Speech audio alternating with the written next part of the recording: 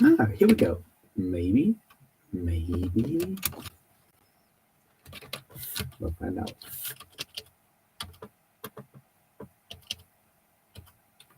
Well, let me see.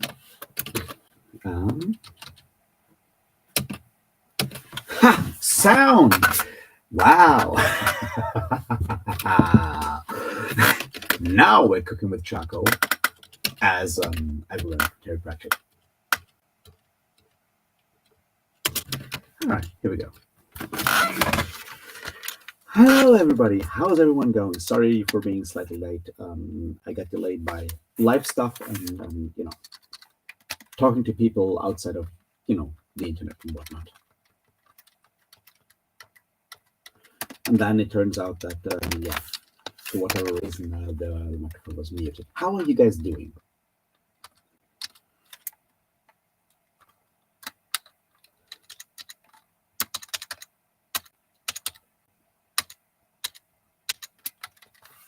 Let me actually get to the chat and then we can start.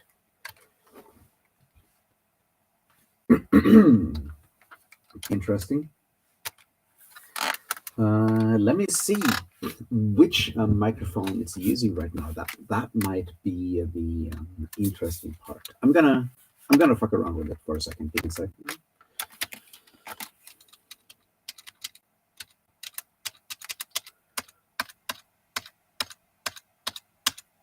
Mute microphone.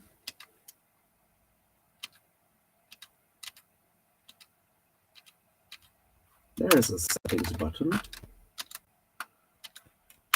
Audio. What's the audio? Oh yeah, right. That's very much the wrong audio. Let's see if this works.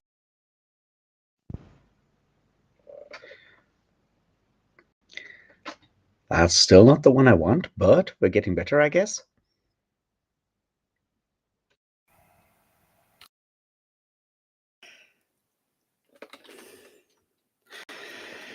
Here we go. That's the one I wanted.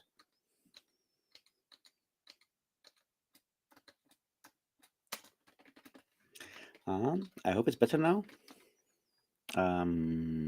Hopefully. We'll see.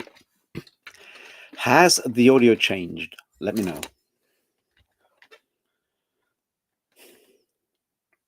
Hey, Thornell. Hey, Demidrack.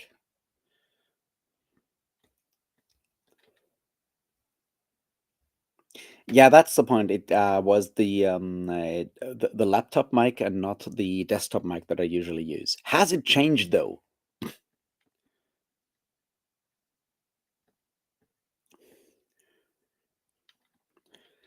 So I hope it's now the correct microphone. Let me know.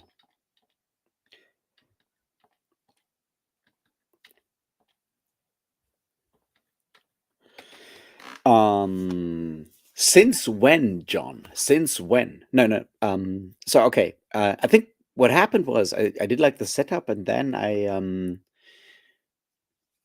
unplugged the microphone and used my Bluetooth headphones to walk around and make dinner and everything. And I think that's when it reset to the laptop built-in kind of thing. And that's what happened. But I guess we're good now. Anyway, let's get this all started, and yeah, cheers and all of that.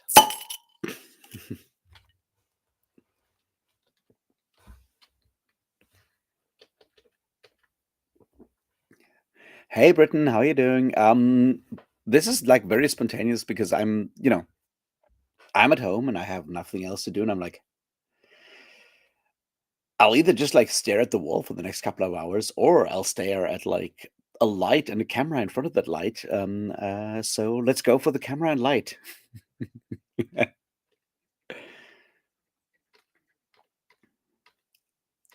Hey, Ben, how you doing? John, it's not been 3 years. I want to make this very clear.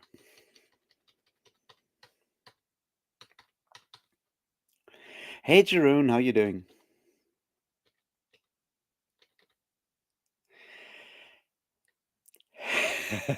Hey, Chantel, where you at the moment? I mean, you're on like your big like tour, right? With your, I think so.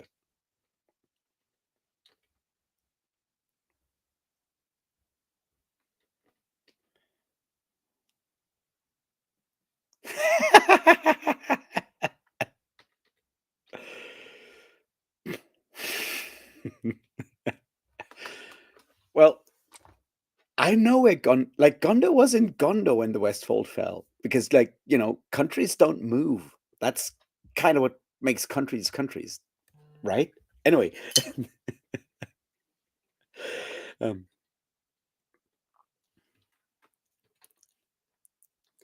um, Men at Arms is like the ending of Men at Arms is really. I don't know how far you now, but like Men at Arms, the ending is really good.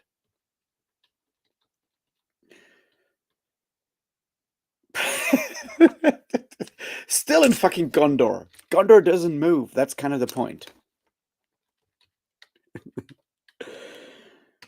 Um, but yeah, how's everyone been over the last couple of weeks? I've been so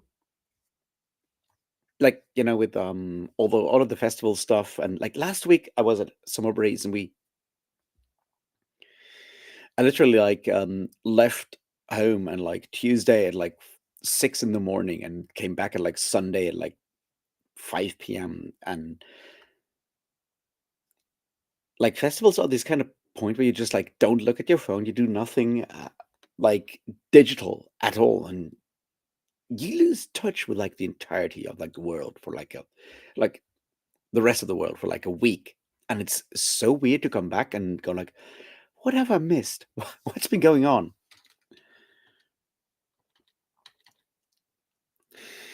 The turtle always moves. That's what I learned.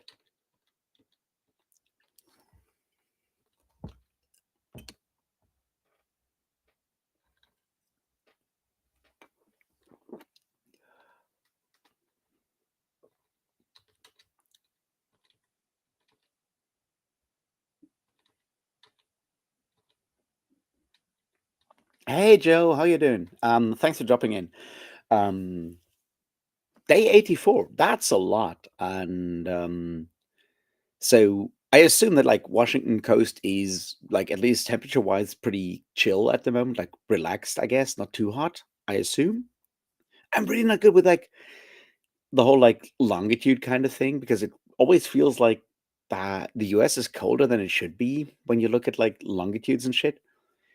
But I feel like you probably don't, burn right now, I hope.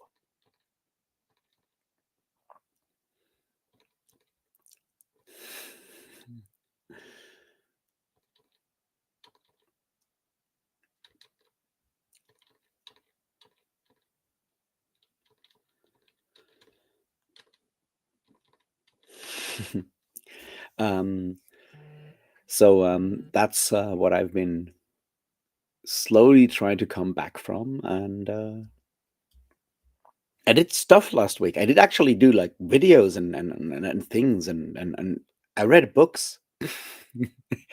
I read Islands in the Net by Bruce Sterling for the first time, and there's this like weird thing about like 80s cyberpunk that I wish someone who's like way more educated than me would actually talk about that. And I'm sure someone has. I just haven't found it yet.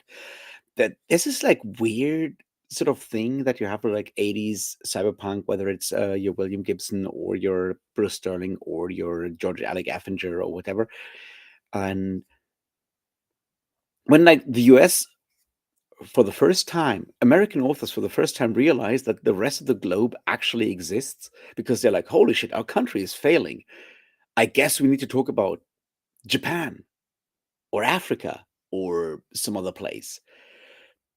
And it gives those books like from the 80s like this really weird sort of like vibe. And I wish like someone with like, more like knowledge in like post-colonial studies or whatever would actually talk about that. And I'm sure someone has. And I just don't know about it. But like even I notice it is what I'm saying.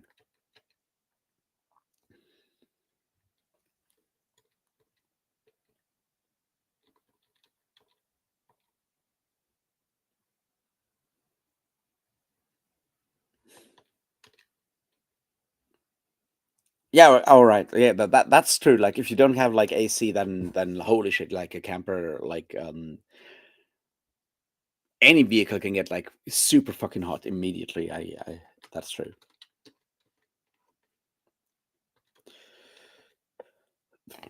Well, I mean, I think like Ian McDonald kind of is different. I mean, I guess there's like similarities between Ian McDonald and Bruce Sterling, but like I feel like Ian McDonald is better at that because he's I mean he writes like stuff like Chaga in like the mid 90s, and he does certainly go at it with like a more comprehensive sort of like post-colonial toolkit. And I'm obviously I'm not, equipped to actually judge how accurate he is or whatever, right? Like I can't do that, but I feel there's like a difference between E. McDonald's sort of like post-colonial approach to that compared to say Bruce Sterling in Islands in the Net or you know George Alec Affinger in the Budain stuff. It's still not. I guess it's still not accurate, but I think like the perspective is already different. So I don't know. I wish someone who's actually has like more knowledge of that would talk about that compared to me.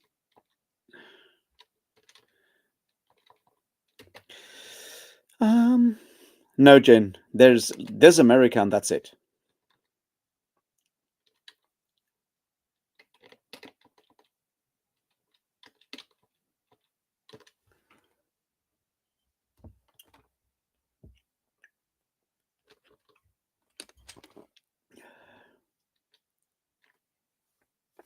Sorry, Thornall, I do not get that reference. Maybe I'm missing something in the chat. I don't know about the mountain and the pyramids. Yeah, Britain, that would be. I'm very much looking forward to that. It's gonna be really fun.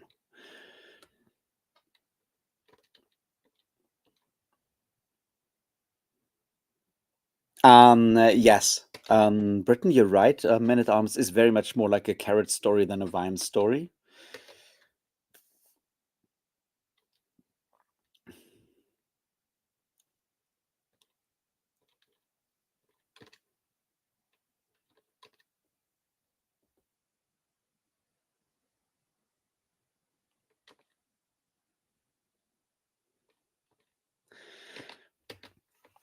I think that's like one of the things I've learned, like Max Garfield, like when reading cyberpunk, like a lot of them have like individual things that are really, really interesting, and then they completely fail in like another element. And yes, when it comes to like the drone warfare stuff, Islands in the Net is astonishingly accurate or up to date. And then there's other stuff where you go like, no. Same with like your William Gibson Neuromancer stuff, which is accurate in some regards and then weird in other parts. And it's interesting. It's like I wanted to read that like for a long time, and then I've been rereading the Quinn Slobodian stuff, and Slobodian often sort of like references Islands in the Net as one of the like the key inspirations for some of the more like charter city whatever kind of aspects of the libertarian right. And I'm like, hey, I guess this is like another good reason to finally read that book, because I've read like other Bruce Sterling before, so but I had never read that one, so it was fun to read it, but it feels so 80s at this point.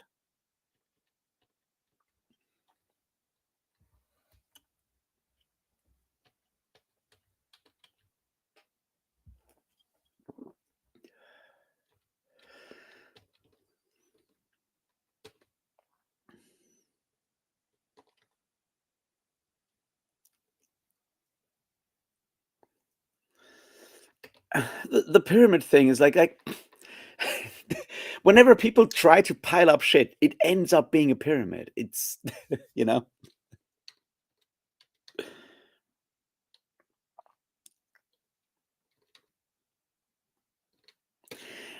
Here's an interesting question though. something that really interests is like, why do you where do the cyberpunk Rastafarians come from? Like, what's sort of like the key inspiration for that? Because it shows up in all kinds of places. I'm like, where does that come from? Like, what's sort of like the key inspiration there? Is it just that, it's like the 80s and everyone is like, wow, Bob Marley, or is there something deeper there?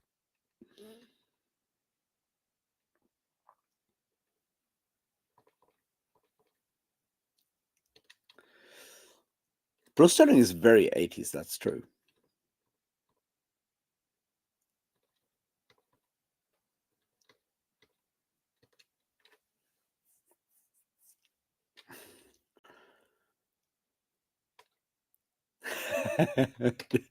The Dacian tunnels. I'm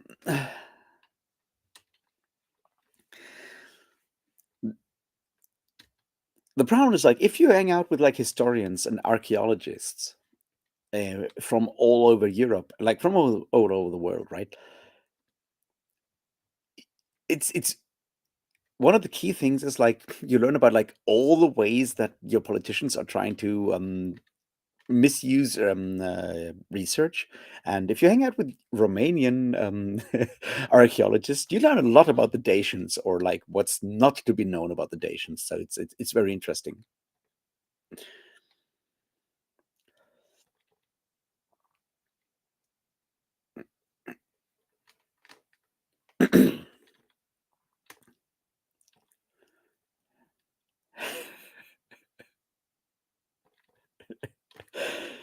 I am certainly not going to stop you from preaching the virtues of pirates. Trust me. um, no, um, no, but it's like you have like the space Rastafarians in Neuromancer, and you have the whole Granada stuff in Islands in the Net, and it just comes up all the time. And I'm like, obviously, I'm too young to remember that because but like, was was that such a big thing in the 80s, or is there like one sort of like key event that like all the cyberpunk authors kind of fixated on and go like, wow, clearly we need that? I just don't know. And I'm just like, would be interesting to know.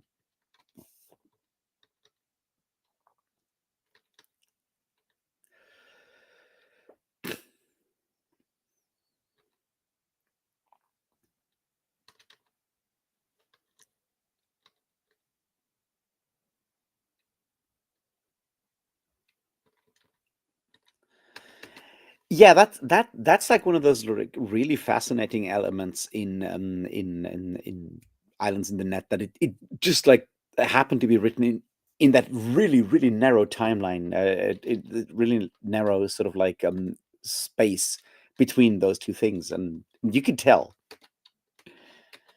But I'm glad I finally read it, so I'm happy. It helps me understand things more, and it was fun to read. Also, he certainly doesn't hold back when it comes to the whole like warlord shit in Africa. Holy shit, yeah. So that's certainly not too bad. One of the things that I found really fascinating with Islands in the Net for like a book written in like 1988 is that you have like during the first part before the main character goes off to Singapore and like the whole other stuff, like one of the most like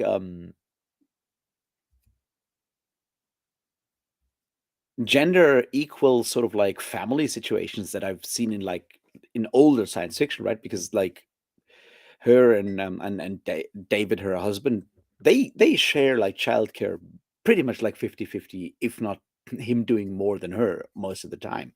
And that was just like really interesting to see in like an older science fiction book where that's just like just normalized in a lot of ways. So I found that like really fascinating.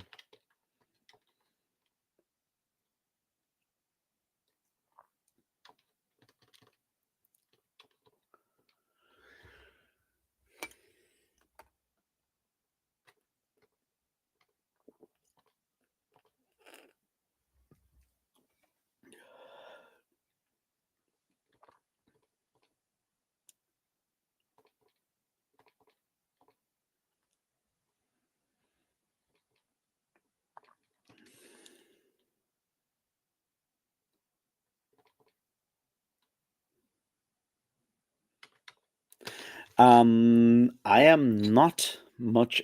No, I obviously I'm not into reggae. Like I, I like sort of like the access to it. It's like reading something like Brief History of Seven Killings sort of like gives me like a sort of like rational understanding of it. Like the music is just like so far away from like where I come from, like culturally, that it's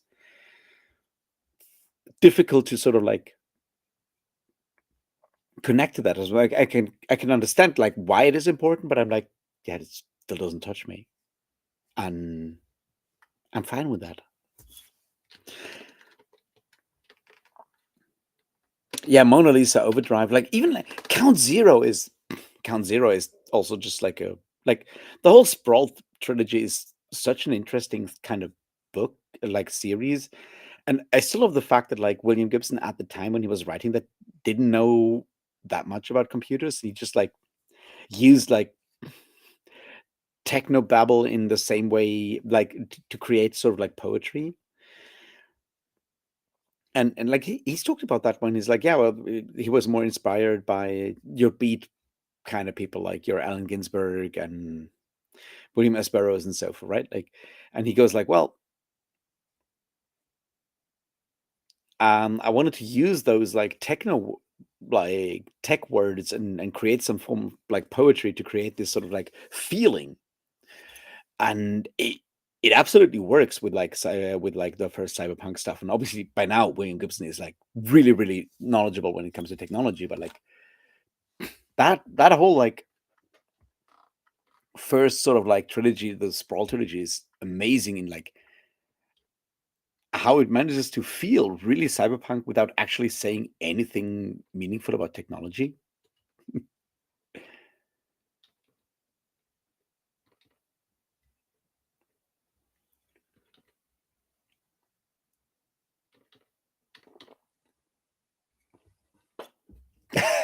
The dub side of the moon. Um,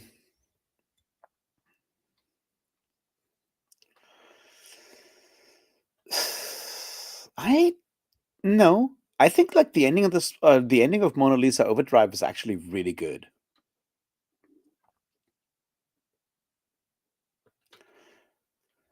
Oh, I know the Mars Volta stuff. I'm not a big fan, but I know them.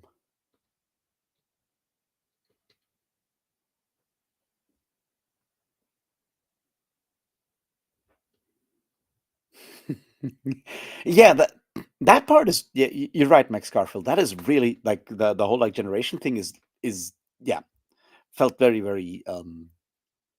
right now. Hey Chadia, how you doing?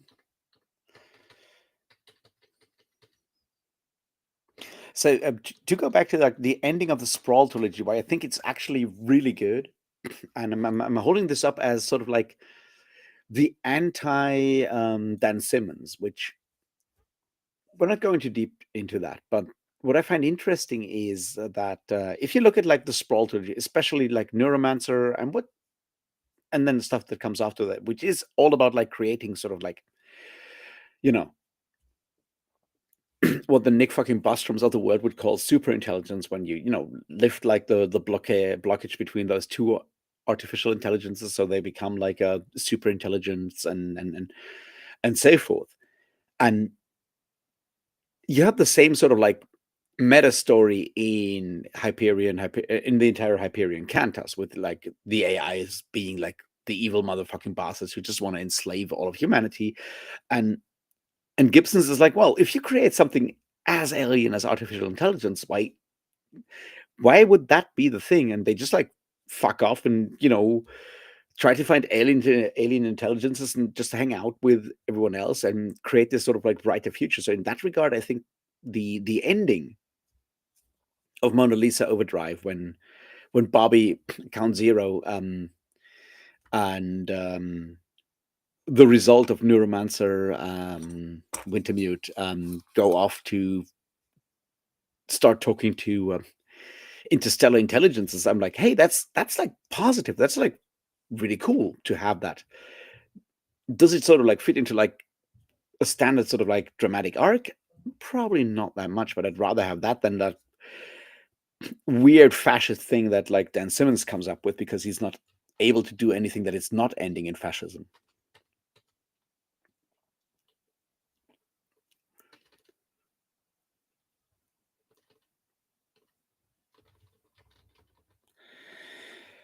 That Weedwhacker thing in in Neuromancer is amazing though.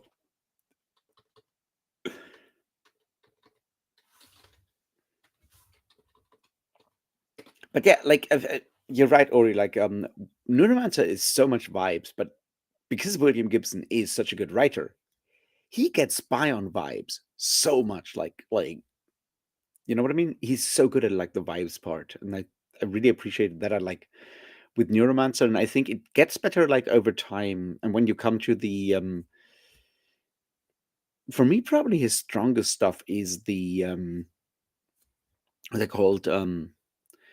The pattern recognition, Spook Country, and Zero History. I think it's the third one. Yeah, that trilogy I think is sort of like where Gibson is at his strongest when he's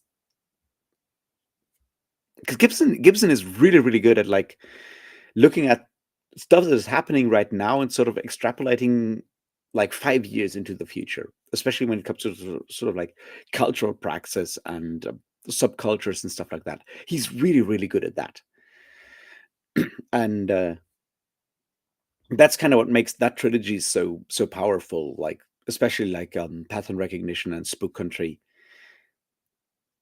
Zero History is still really good, but that's sort of like when he tries to sort of like bring it to something larger. But like you know the whole stuff about like the underground fashion brands and stuff.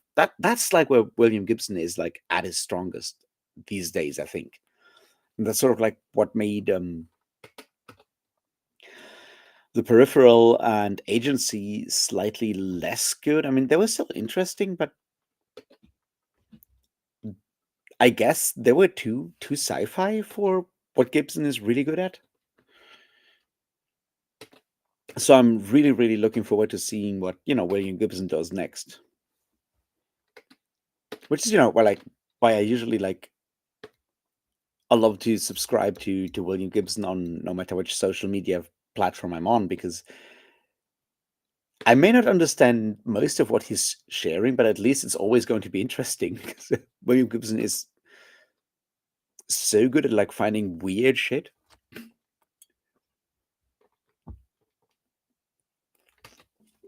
Oh yeah, the Bigen Big End, whatever you the Belgian guy.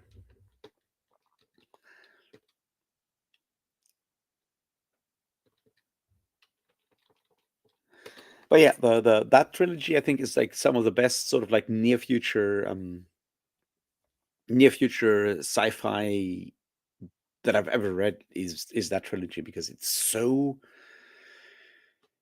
just so good at like looking at like how we do because Gibson being Gibson, he doesn't actually look too much into like technology, just focuses much more on like the social aspect of like the future in a lot of ways. Like how how will culture kind of evolve with the technology that we have right now or that we might have in like 5 years. Oh, and, and that I think especially with like William Gibson is sort of like where his absolute like strength and his genius lies is like looking at those cultural elements and not so much like the technical details or whatever. I can always go and read like I don't know fucking Neil Stevenson or whatever if I want to have like technical details.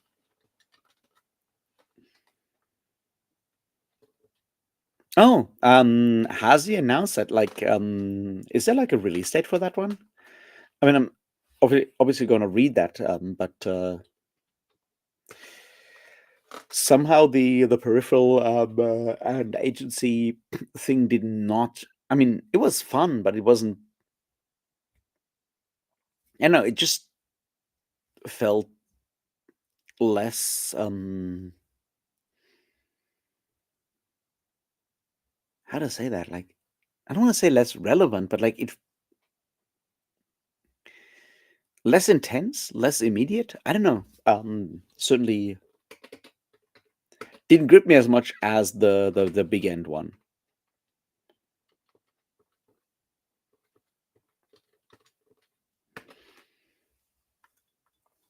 But yeah, you know, William Gibson, incredibly fascinating writer because he is so good. And like, even like I should probably reread that because it's been like years and years and probably like a decade or something since I last read the one that he wrote together with Bruce Sterling, the Difference Engine. I wonder what I think of it now.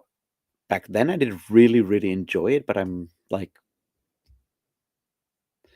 it's so like one of those books where I'm like, will I still find this interesting, or will I be really, really annoyed by the like whole like steampunk and Victorianness of it all? Probably a question to ponder in the future.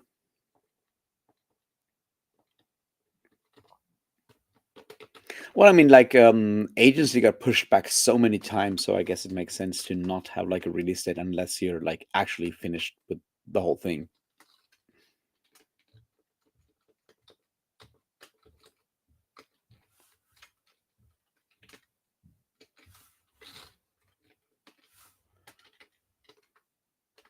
But I'm gonna read it whenever it comes out because it's William Gibson. I read William Gibson whenever there's a new William Gibson book.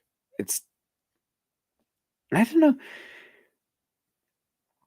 I find it so fascinating, like the way that people talk about books. And I was, I mean, obviously, I don't pay too much attention, like the whole like whatever that recent like book talk kind of self-published author where everyone was upset and people want their money back and whatever. I'm like, how are you guys actually, how are you guys buying books and what are you expecting from books? I'm like, I'm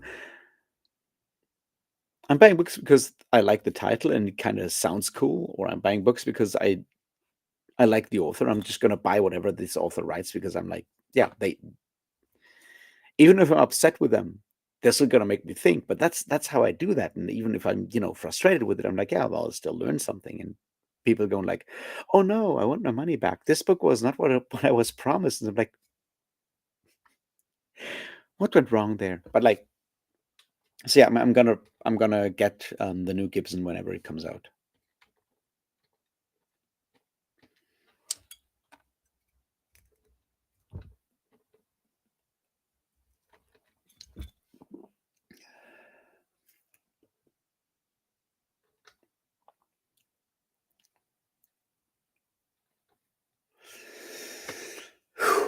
um Fire Up on the Deep. I read that like years and years ago, Jen. I need to reread it. So ask me again in the future when I've gone back to it because I read that like as a teenager, so my memory is like weird, and I remember like the different like sort of like zones of technology stuff.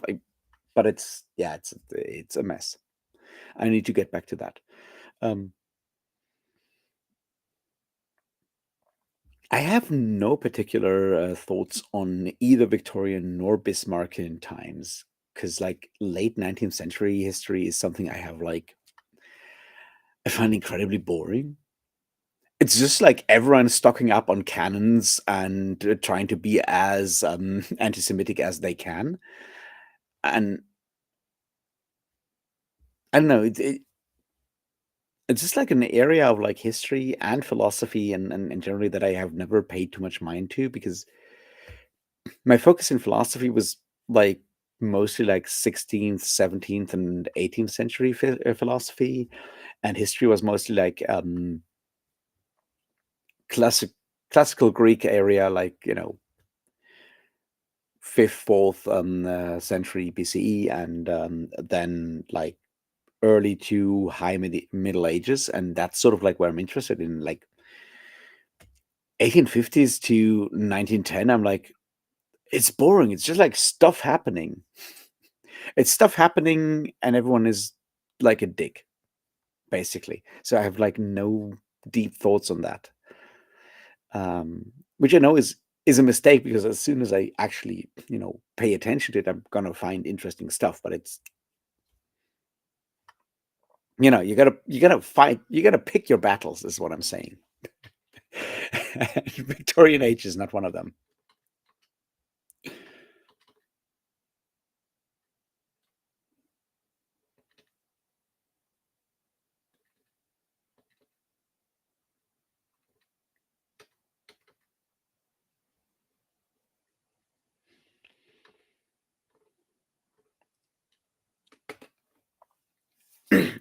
like there's interesting stuff to be said about like the like German stuff around Bismarck and the way that Bismarck tried to sort of like do stuff for Germany, build a colonial empire without actually getting into a war and then being sort of like pushed aside by but the guy who's only been ever photographed from one side because his other arm was crippled and I don't know. As I said, like I'm not an expert on like 19th century German history. It's very messy, and you can dig very deep and then be very and then you find interesting stuff. But it's I feel like for like late German Empire, if you want to understand like why late German Empire sucked so much, there's a book by what's his name Friedrich Mann. Yeah, the brother of Thomas Mann, the other one, and he wrote a book. In German, it's Der Untertan. I should probably look up what's the title in English. Um, that's um, that's the one I would recommend to read. It's like really, it's like if some, it's a very angry book about someone who's all for like the Kaiser and the most frustratingly the most frustrating dickhead you'll ever encounter. It's like a really important book from that time. I just don't know the English title for it, but that's what I would recommend as like a book if you want to understand like late 19th, early 20th century Germany.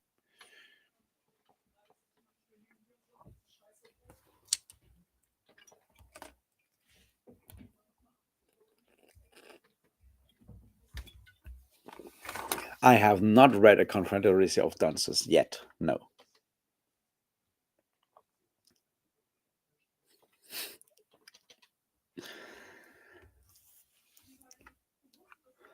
I'm aware of A Confederacy of Dunces, but I have not read it yet.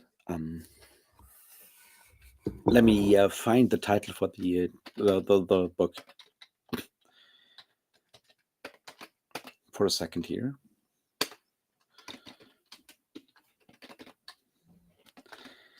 Shouldn't be too hard.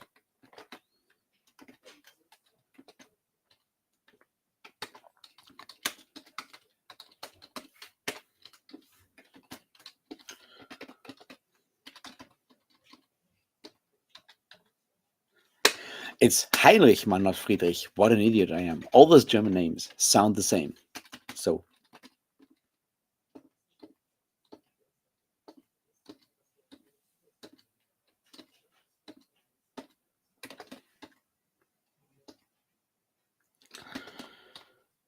let me see if we have that in English.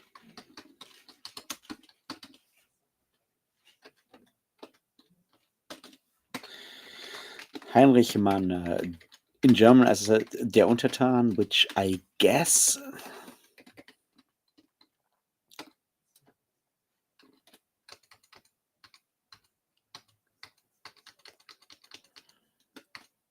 Let me see. Do we have an English title for that?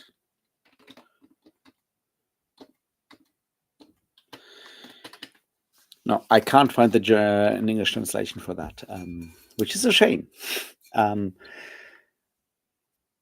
because it's like a very specific sort of like German term for that. Untertan being somewhere between serf and citizen, and it's I just don't know the English translation for that. But like Heinrich Mann, that book, if you can find it in English, and I mean, there must be like an English translation for that. I just don't know where to find it.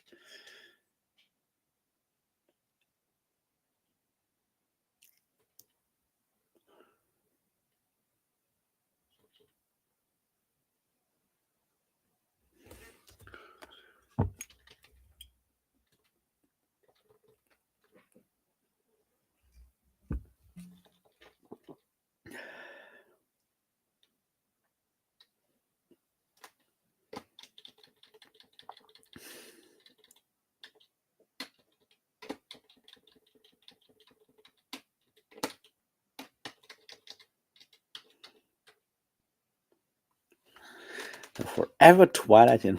Wow. Okay. This sounds like fun, Chantal. I hope it actually lives up to your expectations there. But yeah. Uh, Now I'm completely stuck with that whole Heinrich Mann thing. Anyway, Victorian age sucks, is what I'm saying. It's colonialism abroad and anti-Semitism at home, I guess, mostly. But I don't know. As I like the 19th century is just really frustrating in like most ways, like for me personally. But you know,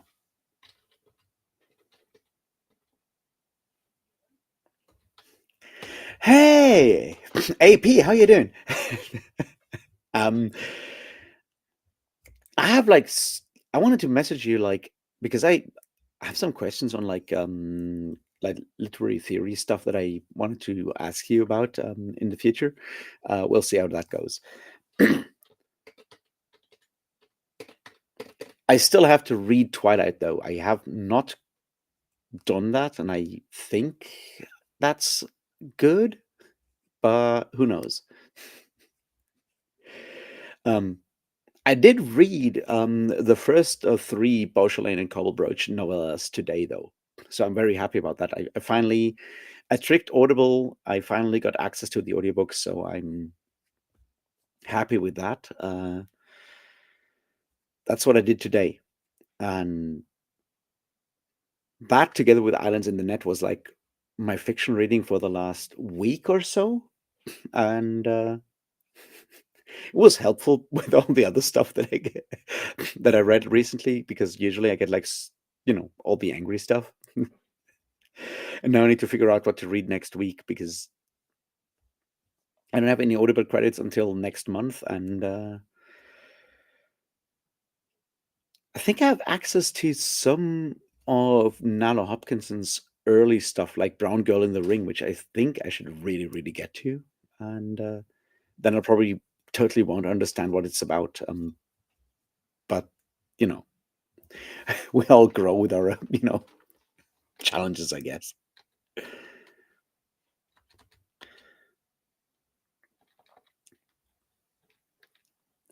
Um, Chadia, I would say The Age of Innocence, but no.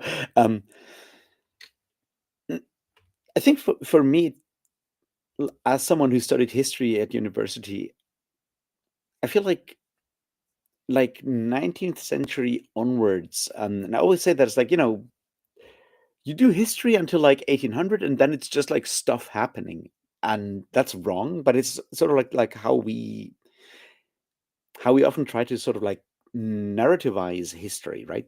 We tell ourselves stories and like because of like the amount of sources that we have from the 19th century onwards, because well, we're printing and photographs and all that stuff. The amount of sources we have, it becomes so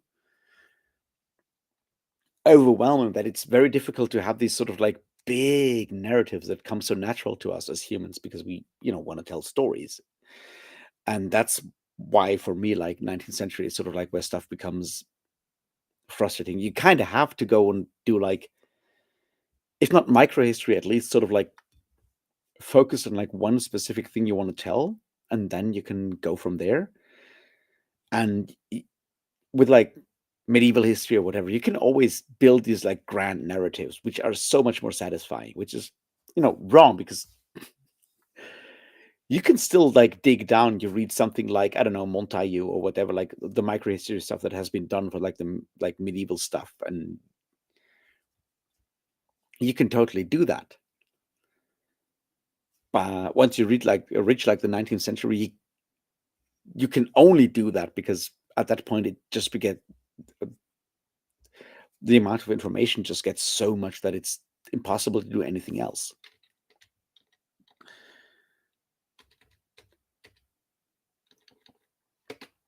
I want to say I was pretty happy when I was 15.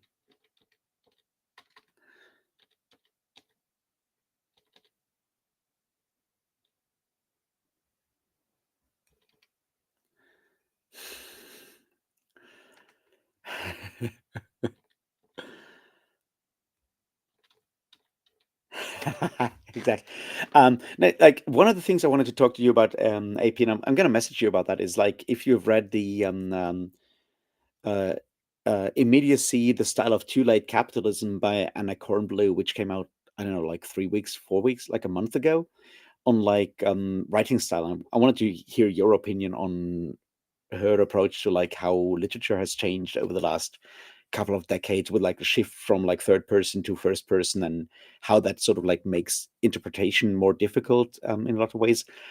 But I'll write you about that because it might just go beyond a chat conversation. But I think, you know, I, it's me reading too much like Frederick Jameson, and going down that very specific rabbit hole at the moment.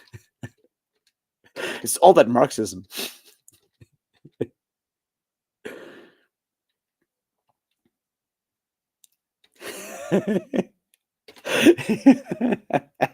See, that's like an interesting thing though. Like, I don't know how many of you have read like James Bridle's New Dark Age, and I found that like really interesting. You know, Bridle being a bit of an artist and an activist and all kinds of stuff, but one of the points he makes in when he calls it like a new dark age, and I found that really interesting, is that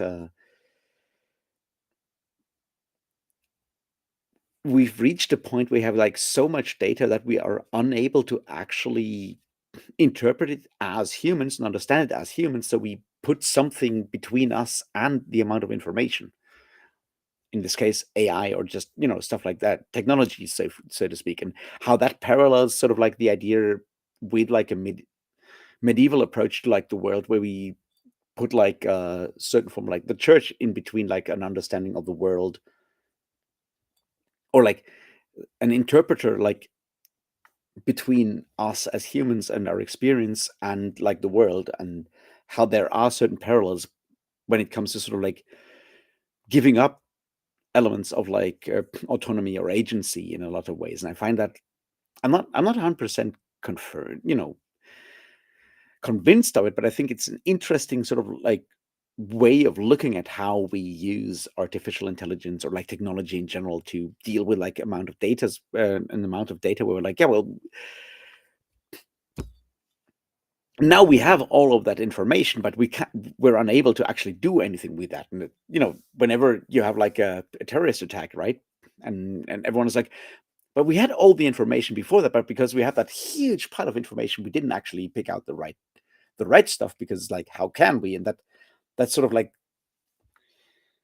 being overwhelmed by the amount of information that we have is something that is new now, because at this point we have like way too much ways of gathering data. I think there's something to that. I'm not like yet like 100% you know sure where I end up on that sort of like in that discourse, but I think it's an interesting point to look at in a lot of ways.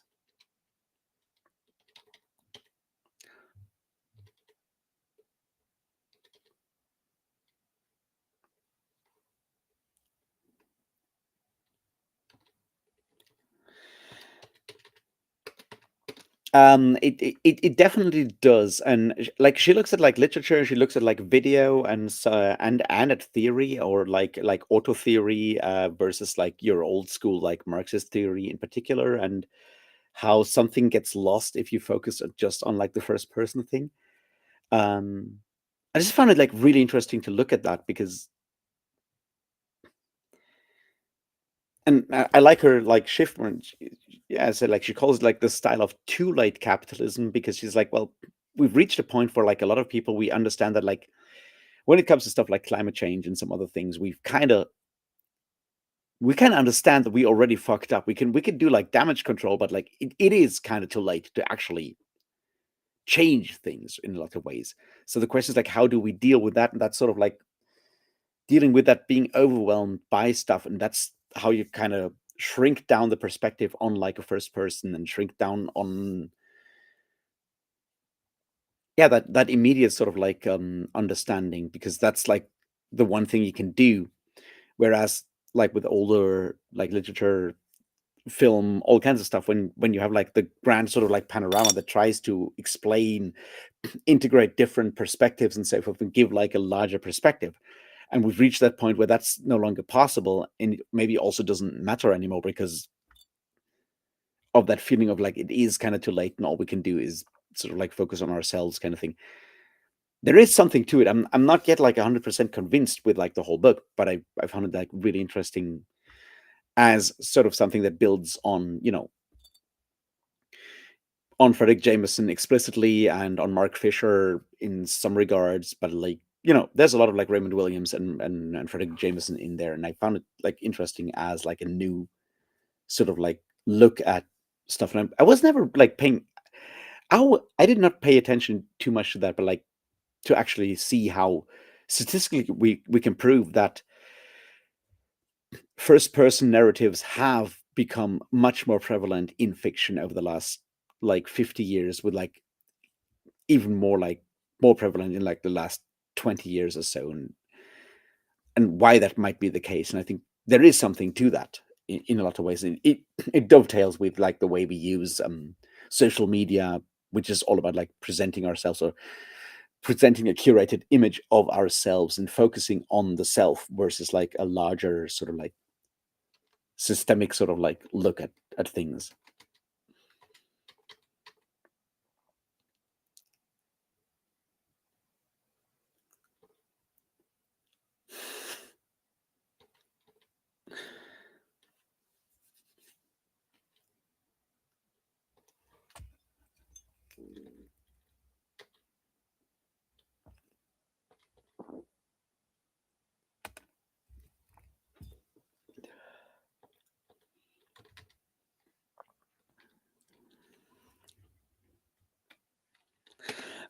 I agree with you, IP. I very much agree with you.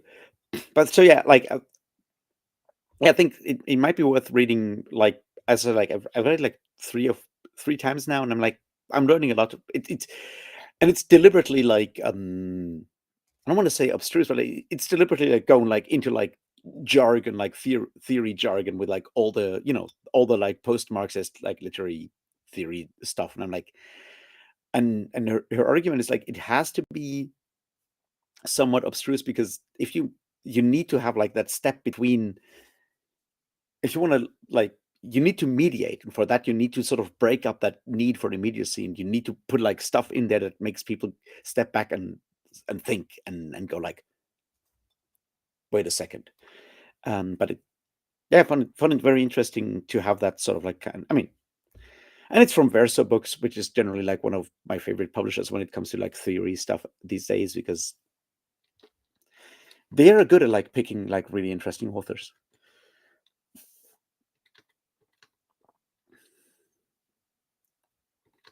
Oh, I'll send you the title. No worries.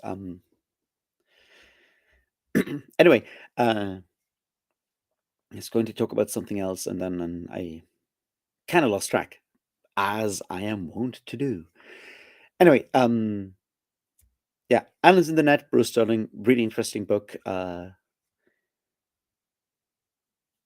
But I found it interesting, like how like 80s cyberpunk has such a sort of like closed off feeling, when you can like even Snow Crash, which is published 1992, already only feels vaguely like 80s cyberpunk, and that sort of like weird,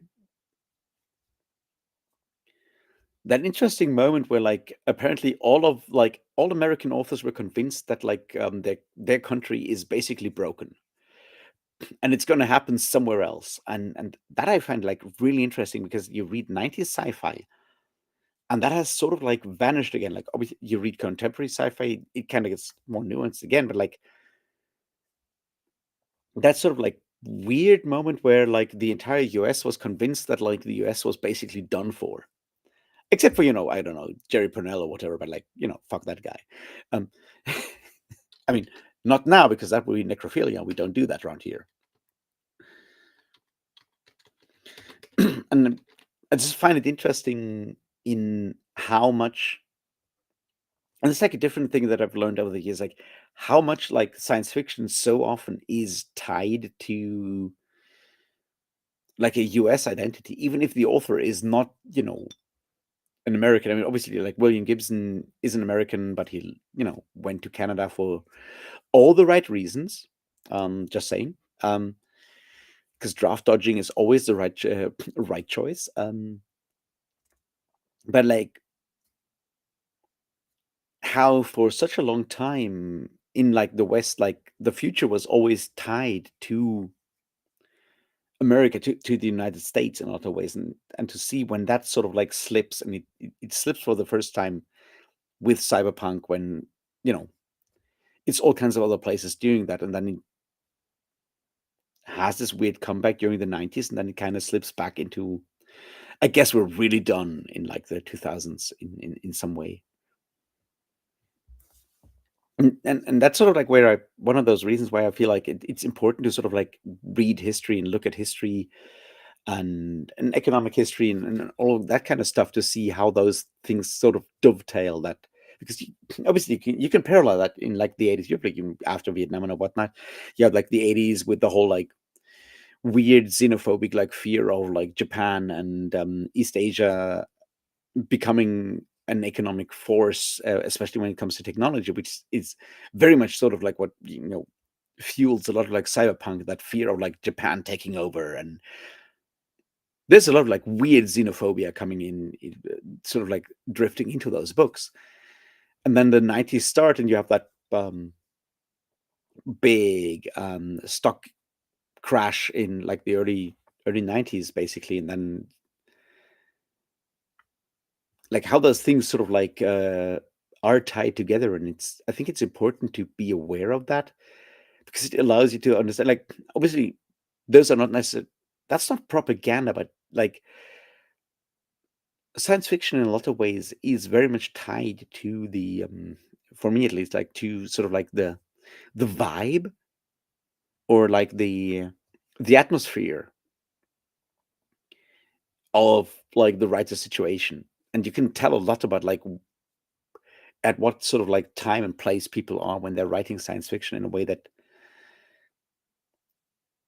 I mean, all art sort of reflects that, but like I feel like science fiction is often much more explicit in that. And like cyberpunk in particular, I think is very much that in a lot of ways.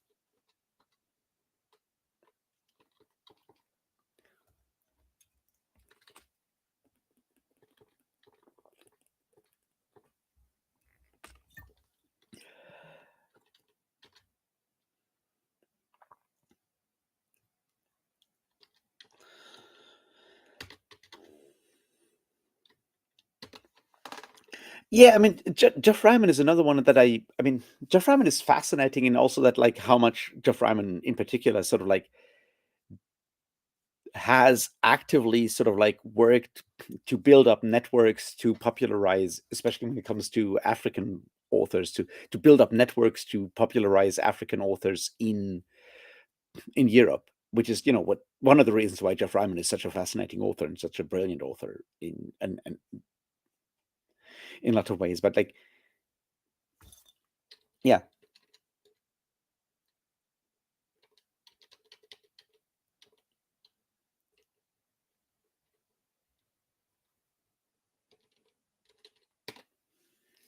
I still have to read Air. Have you read like AP? Have you read his last one from last year, him, the Jesus one, which was like so fascinating, and having Jeff Ryman narrate the whole thing in his very specific British accent was absolutely fascinating. Anyway, um, I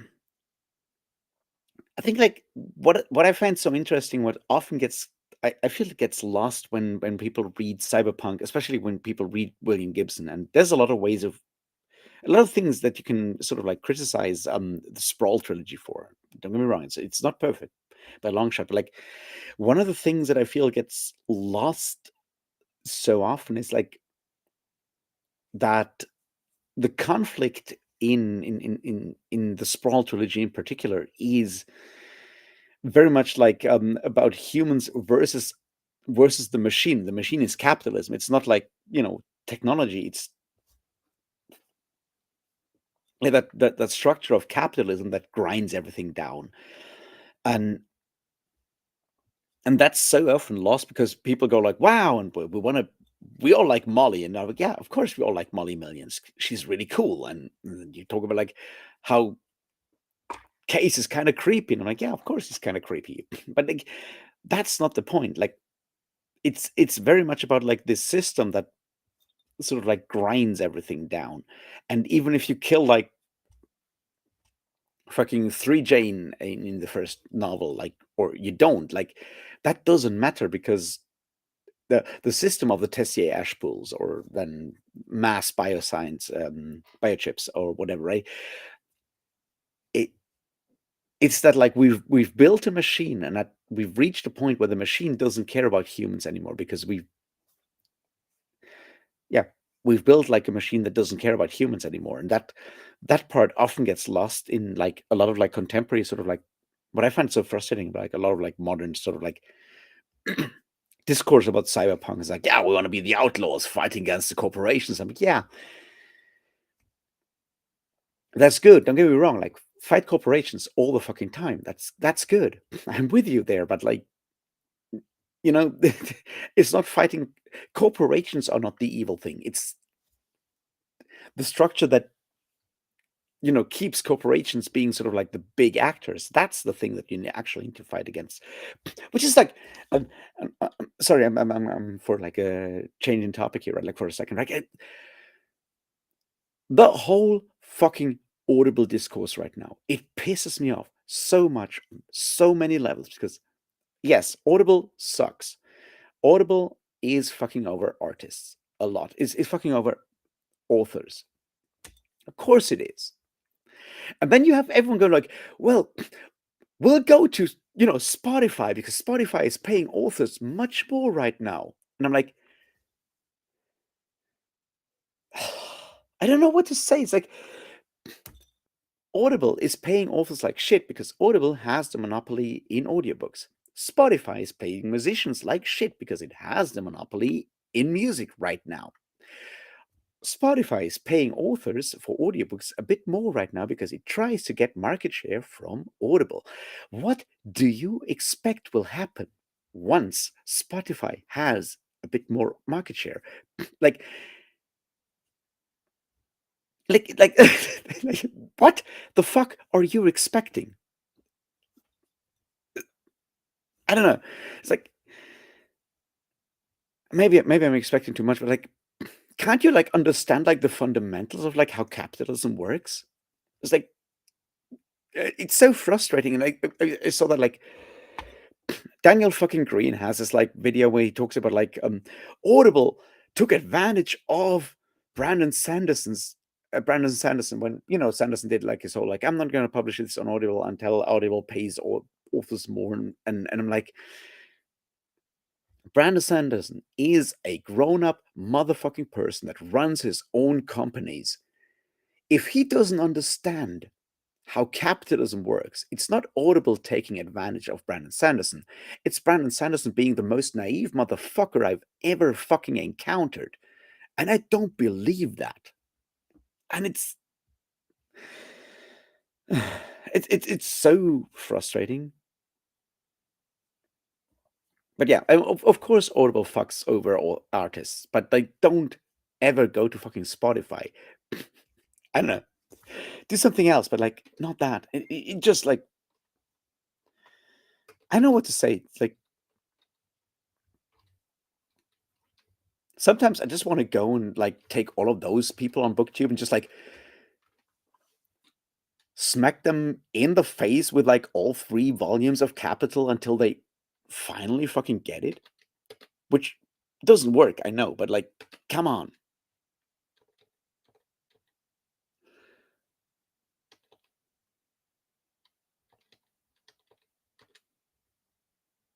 Oh, I haven't seen that one yet.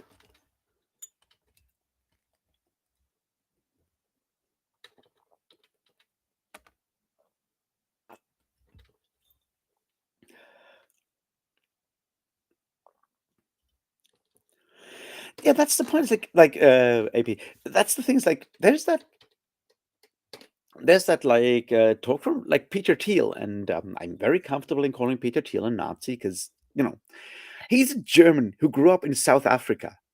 I, as a German, I'm very comfortable of calling this motherfucker a Nazi. And he goes like, the goal is to build up a fucking monopoly because then you can do whatever the fuck you want. And that's how tech works, and they can get away with it. Um, and that's sort of the frustrating part about this, like the lack of sort of like ever thinking in any sort of like systemic approach. And like, come on.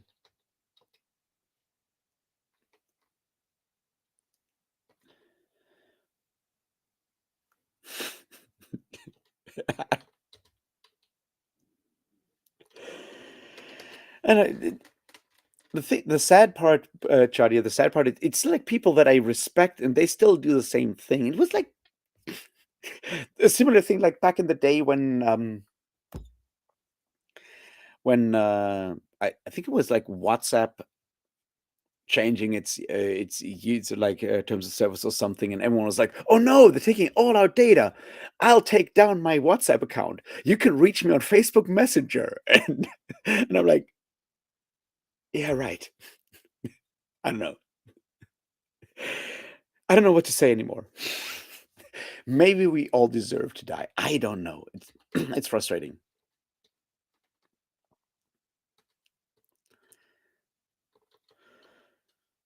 Yes, Peter Thiel is talking about the Antichrist, and it's like all of it is so fucking dumb. And it's like one of the things I've done like for like the research for the whole like AI video that I'm working on. I re-recorded the intro earlier today, and I'm gonna record two parts tomorrow, and it's going to be so frustrating. But like one of the important things to understand is artificial intelligence is run by a bunch of people who are incredibly stupid, incredibly stupid. They are very convinced of their smartness. They're also all fucking Nazis, and they're incredibly stupid. And it's important to never forget that Peter Thiel is not a very, smart person. He just got lucky and thinks that makes him smart. And that's that. And like his sort of like turn to Christianity is like, I mean, it's ridiculous, but like I always bring that up because it just like frustrates me so much because you have like, obviously Elon Musk being like the drug fueled Nazi that he is. But like Elon Musk claims that Ian Banks's culture is one of his favorite like sci-fi series of all time, and he wants to reach the culture future. And I'm like,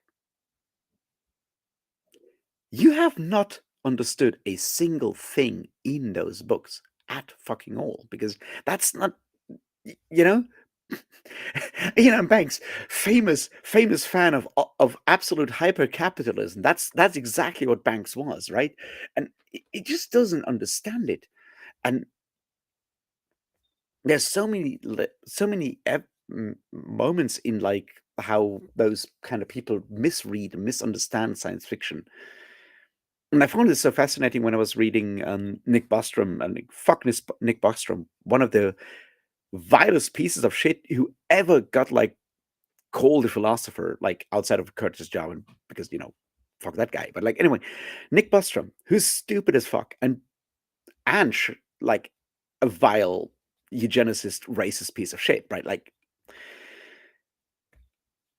his latest book, like Deep Utopia, finding meaning in a solved world, and everything you need to know about like why it's wrong is in that title already. And he basically paints this like sort of like very culture like future with like AI taking over everything and can do whatever. And it's like, so what do we as humans do when computers can do everything better than us? How do we find meaning? And that's a valid question, sort of, if you're a college freshman and stoned. And the main thing that he does cling to, and it's just never questioned, is that it's still about creating wealth and where to get money and how to pay for shit. And I'm like,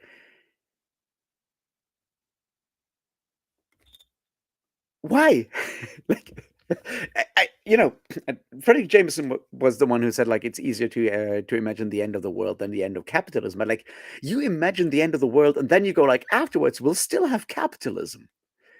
Computers do everything, but it's still about like who can pay for what. It's like why you just said like computers can make me as fucking swole as possible and do anything else for me. So why does money actually it just doesn't compute for those kind of people. And I'm using that word deliberately here, like compute. I mean, it's it, it's so fascinating to see how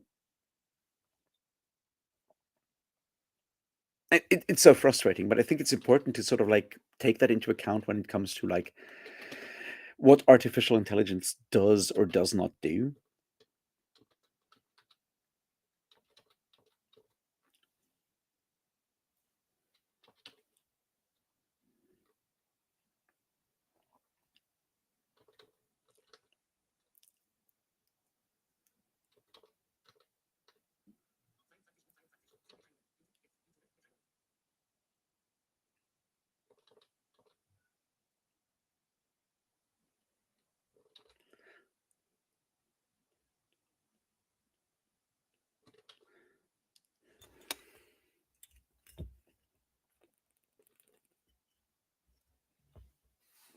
Hey, Bedivere. Yes, yeah, that's the thing. Is like, and that's sort of like where this year's Hugo Award-winning book, "Speculative Whiteness," comes in because it does very much tackle the idea of like how people with a certain political background deliberately misread science fiction in all kinds of ways, and I think it's very helpful in that regard.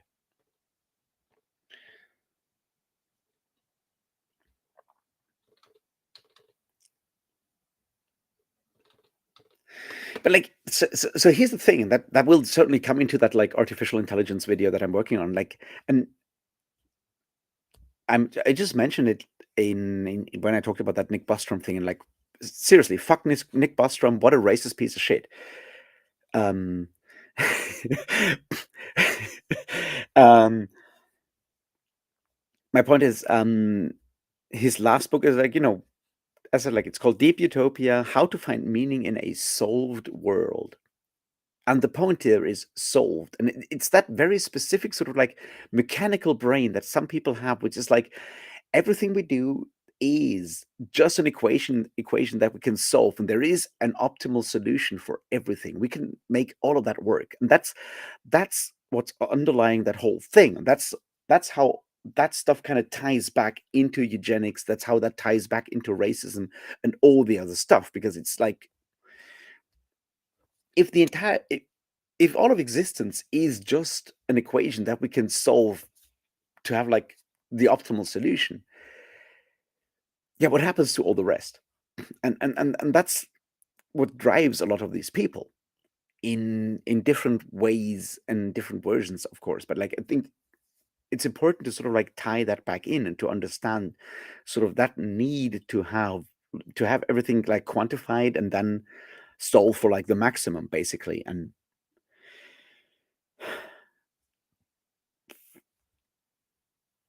yeah, that's it's a bit of a problem if those people have enough sort of like capital to actually influence how we act and how we live and how we do things and so forth. And yeah, so that's gonna tie into that like AI video that I'm working on. But it's gonna be long. It's gonna be me being very angry and yeah. And I think that's sort of like important to understand because like, AI as a technology is just another tool of automation that some people use to, make more money while paying people less money. That's not changed since, at least the early 19th century, once you have like your power looms and whatever.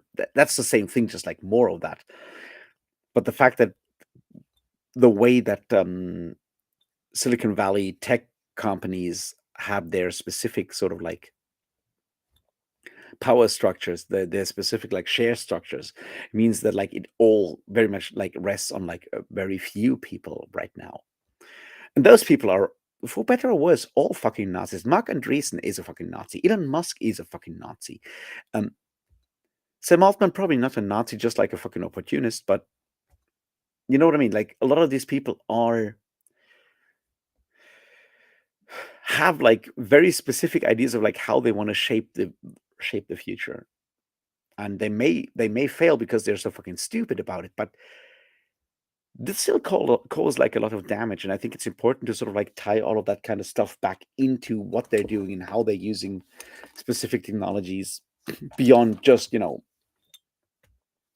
all the other stuff around that. And you know, it's frustrating is what it is.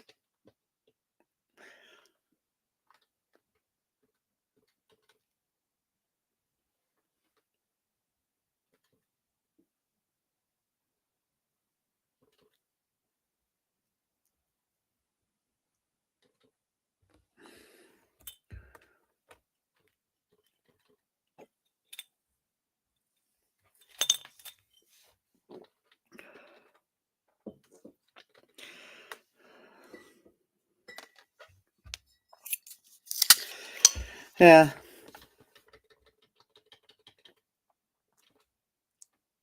Hey, Britain. Happy you're back.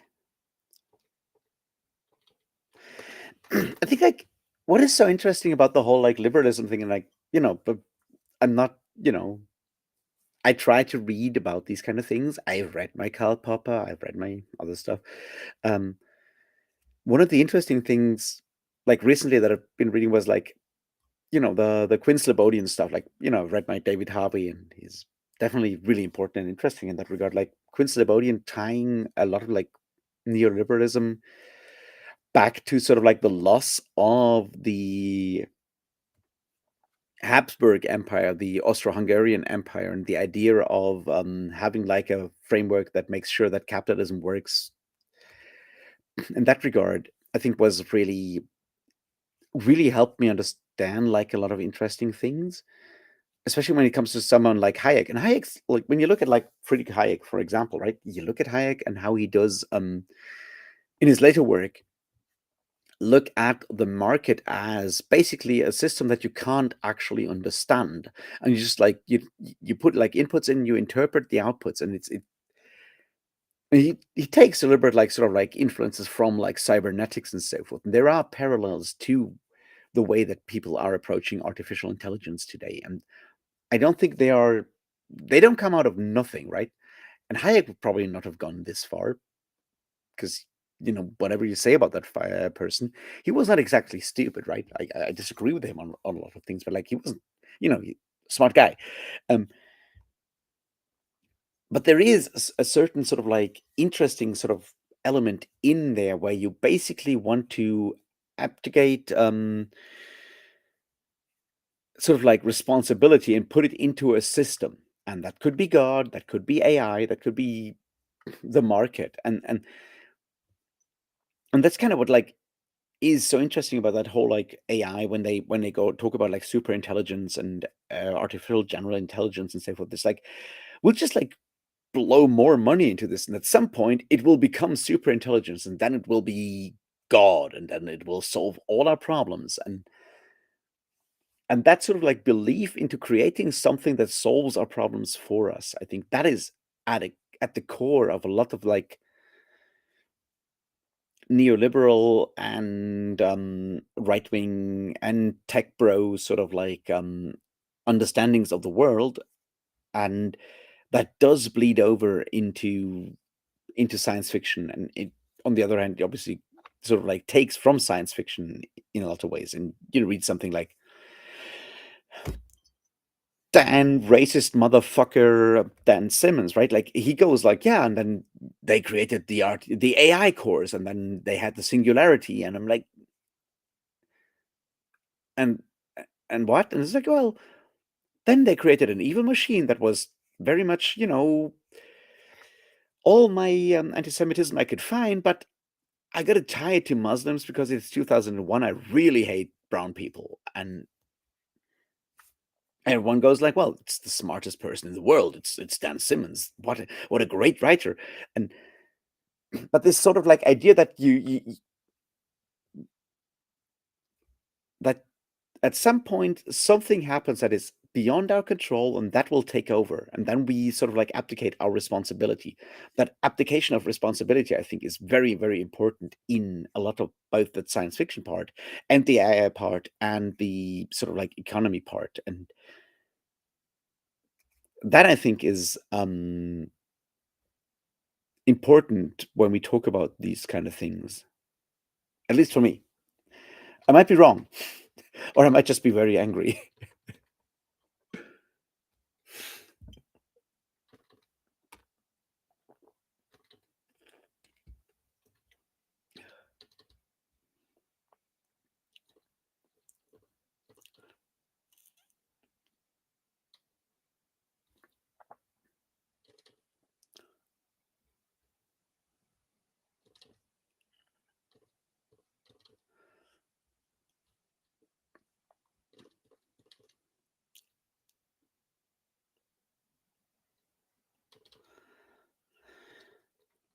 Look, the thing with artificial intelligence, and I'm saying this as someone who actually did his thesis in computer science when it came to self-organizing maps and artificial neural networks. Right? Like when it comes to classification, clustering, and so forth, artificial neural networks can be incredibly effective and really, really helpful. Like we did like stuff for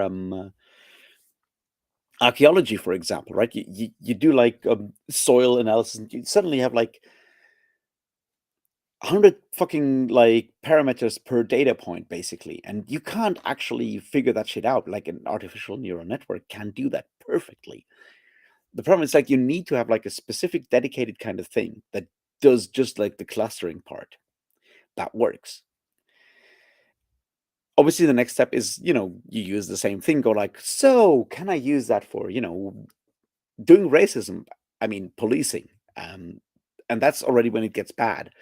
But like when move from like classification to to generation, that's where stuff gets problematic, because at that point you just get like the absolute average. And yeah, that works, but that works for the culture industry. But yeah, it just propagates like all the problems that you already have with like the data that you put in.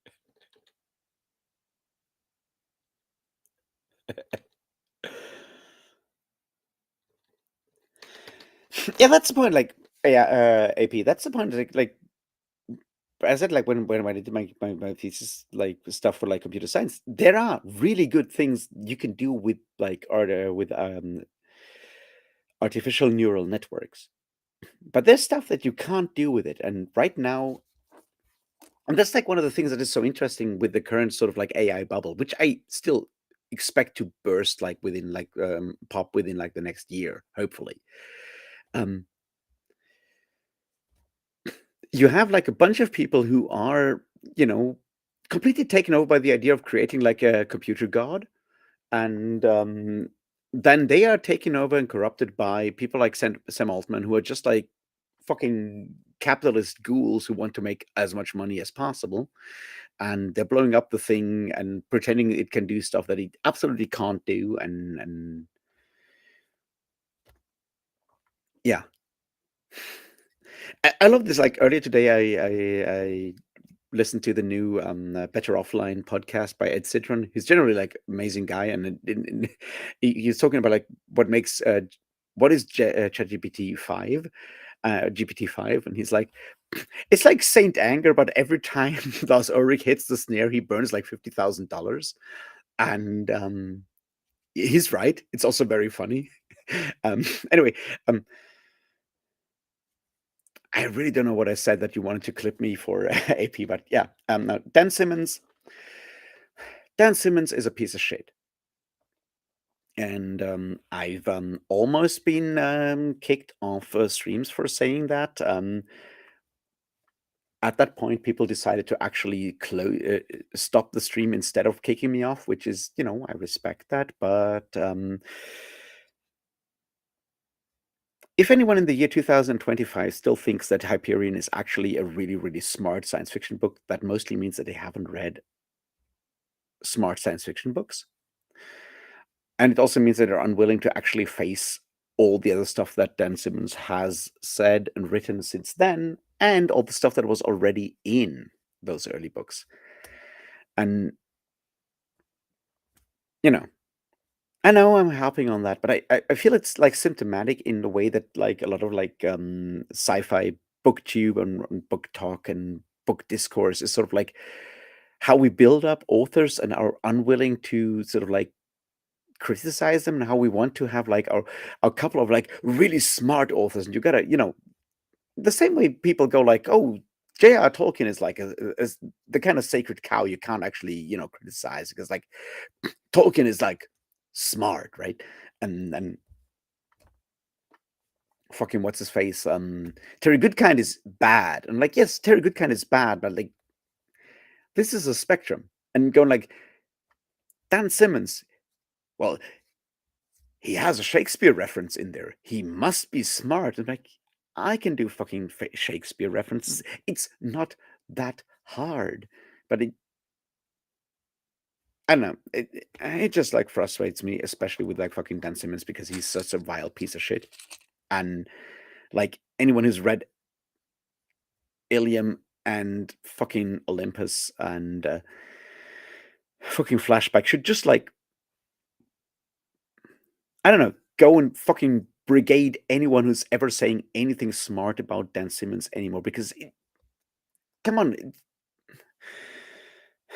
the thing is like, um, I don't want to get down that road, but like my struggle with like booktube, and which doesn't exist, as I've made clear before, like the whole like, it's like we're reading like serious books by serious authors, and like if that's really what you want to claim,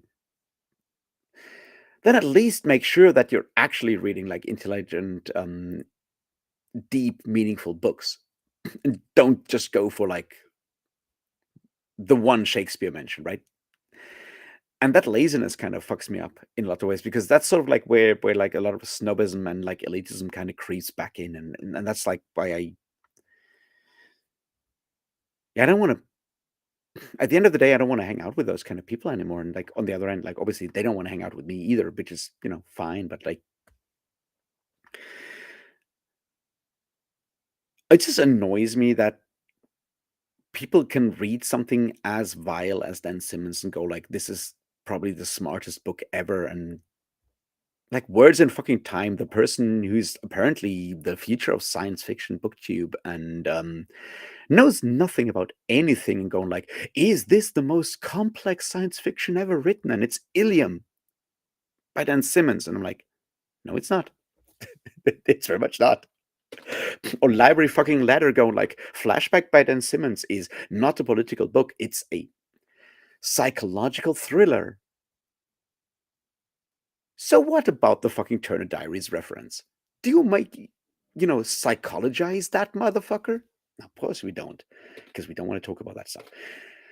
Anyway, I don't want to get too deep into that. It's just like frustrating that we create sort of like images of standards, and then we don't hold to those standards, and that's kind of what makes me so angry.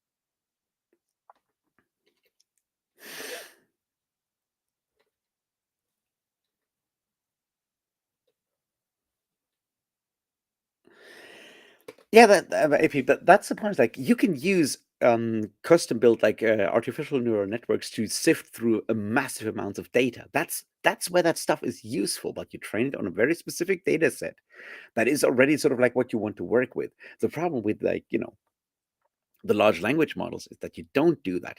You train it on like everything.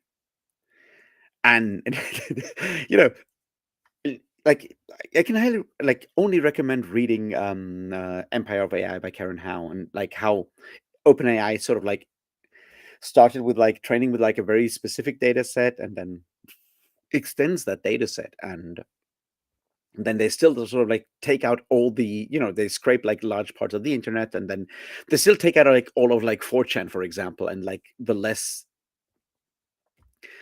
salubrious parts of Reddit or whatever. And then like the next time, because they need more data to actually blow up that model, they don't do that anymore. And it's like, if you trained your fucking AI model on 4chan and 8chan and 8kun, and then wanted to actually, create new text, like what do you expect will happen, right? I mean, yeah, that's kind of part of the problem.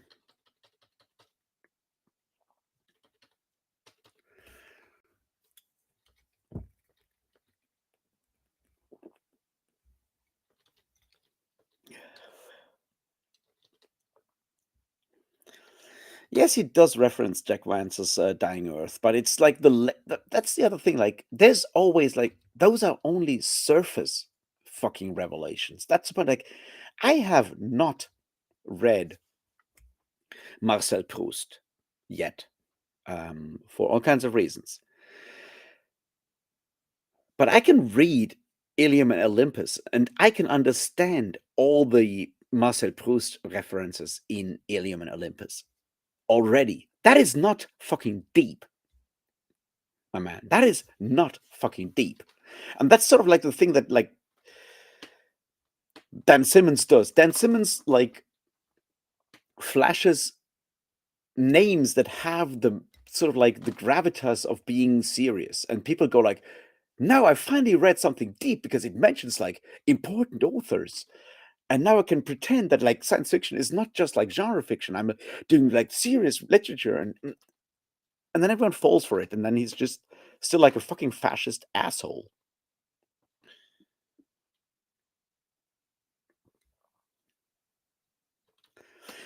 See, that's the point, Max Garfield. Like Kim Stanley Robinson is someone who actually thinks seriously about, economics and stuff.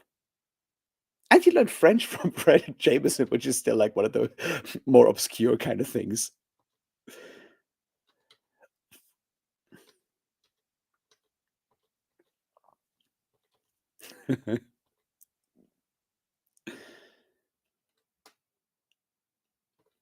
That's a good idea, Britain. Like reading Kim Stanley Robinson in general is always a good idea. I still want to read The Years of Rice and Salt. That's like the next Kim Stanley Robinson that I want to read. I think I suspect I might gonna like that one.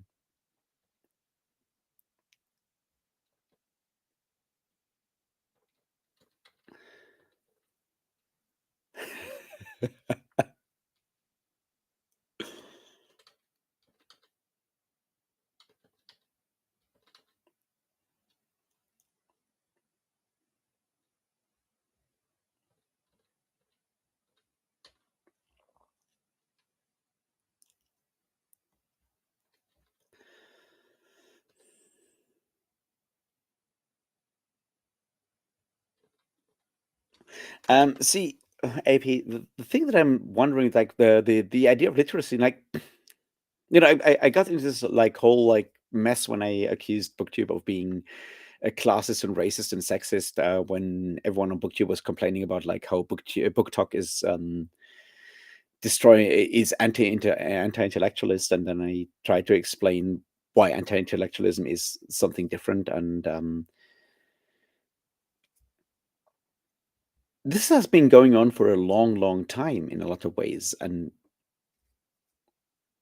one of the things I'm struggling with is how sort of like literacy and stuff differs from like a US system to a German system. How the German system, for example, is probably getting more standardized in all kinds of ways compared to what it was previously. But like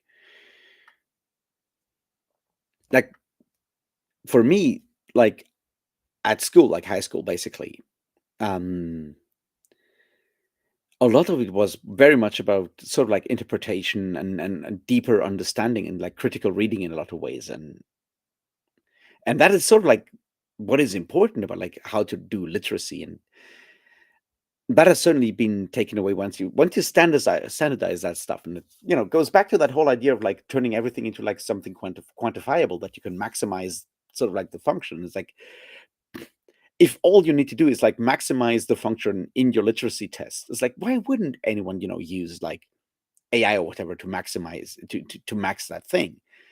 Because it's not about like actually valuing sort of like education because we don't want that. What we want is create human resources and shit.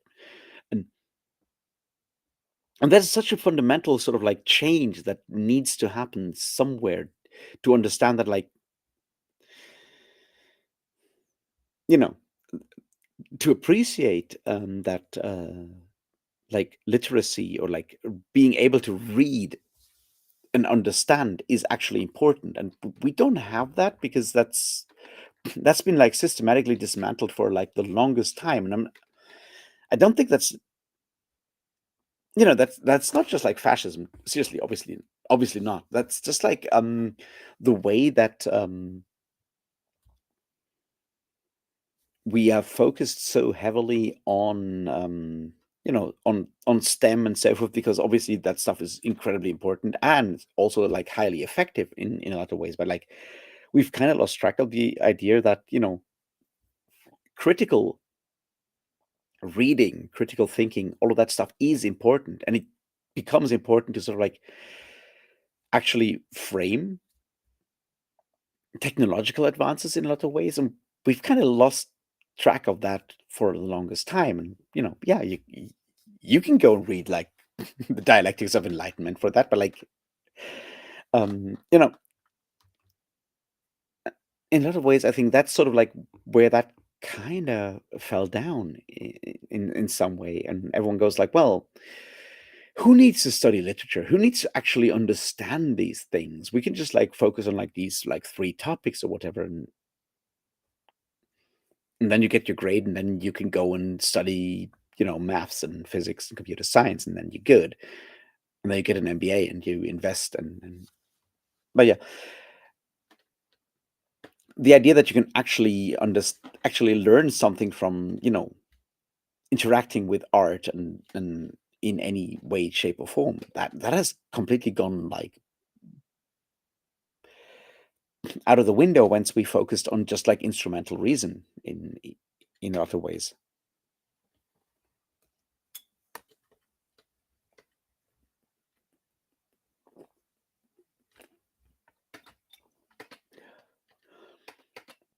I don't think he's that dirty, Britain. He's just a socialist.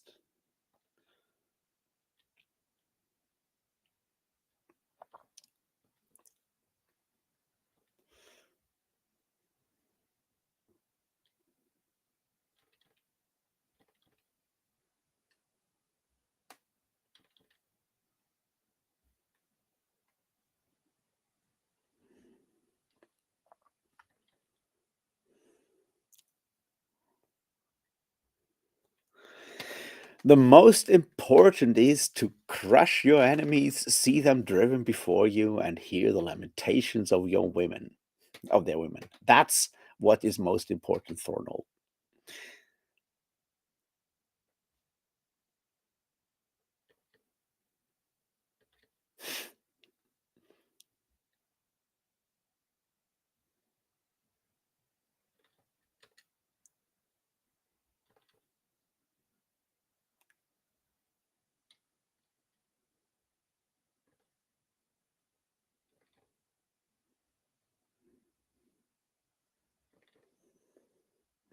Yeah, but that's the point, like AP, right? That's the point, right? You do that because the goal is to have like the highest grade, because you need that grade to get into a specific college, so you can make the right connections, so you can then hang out with people you make connections to and invest and then become a founder. Like one of the most interesting things with like that motherfucking piece of shit who did the whatever the AI glasses that help you to cheat kind of startup kind of thing. And he's like, no, I went to fucking Colombia or whatever to meet my fellow founders. And like, yeah, that's not how education works. And that I think is like the what I mean when I talk about like instrumental reason and is the idea that like education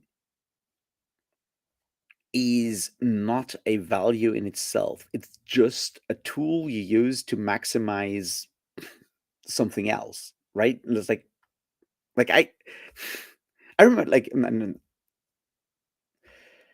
this is like an old man kind of moment, right? Like so I was studying computer science and a friend of mine was also studying computer science. My flatmate was even not even studying, but we all had read Snow Crash by Neil Stevenson, and we found out that like my university had a course in Sumerian language, and we're like, we got to do that course in Sumerian language because we just all read like Snow Crash. So we just went to the professor and was like, hey, we're not like doing like Middle Eastern archaeology. We're computer scientists, and he's not even like an official student. Can we just sit in for that course in Sumerian language because we're interested? And he's like, of course you can. And we did that because yeah, for the stupidest of all reasons, because we're like, we read Snow Crash, we want to learn Sumerian now. And on one hand, we had the privilege of actually doing that because, the way that like our studies were timed at the time, we could do like 2 hours per week for that, and it would not impact the rest of like our of our studies and so forth. But like on the other hand, we also thought about that. Like we had like one like I was like the last sort of like year before you had like the whole like Bologna reform when it was like the European like standardized BA MA kind of thing, and suddenly like every hour fucking counts to get like the maximum out of that. You maximize those numbers to do whatever.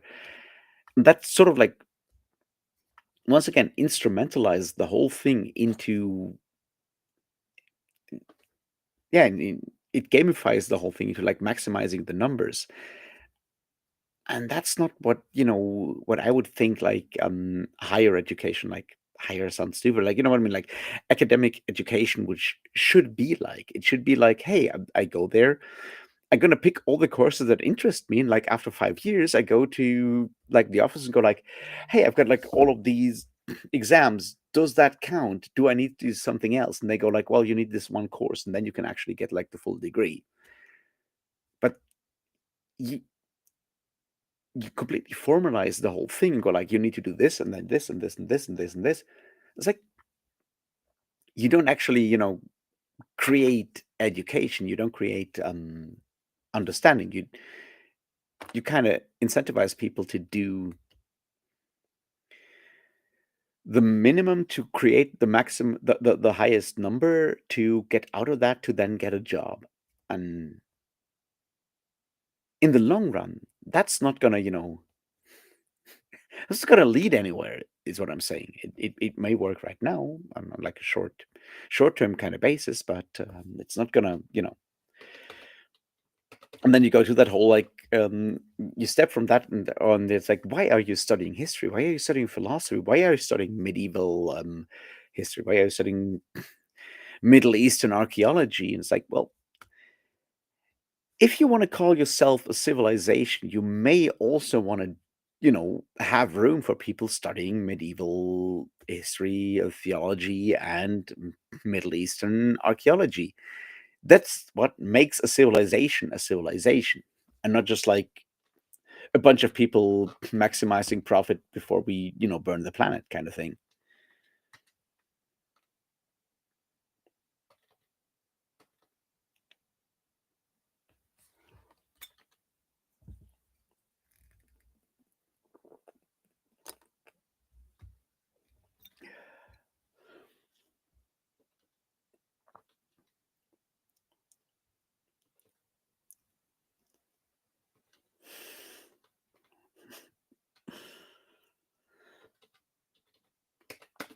That original Conan movie is actually really good. I mean, we can talk about the moment where he punches the camel because that is, animal cruelty.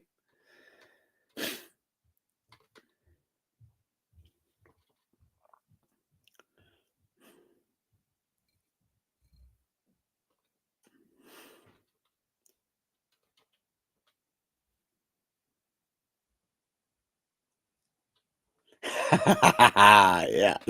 Yeah, Detritus as drill sergeant is one of the best things that happens in Men at Arms. It's so good.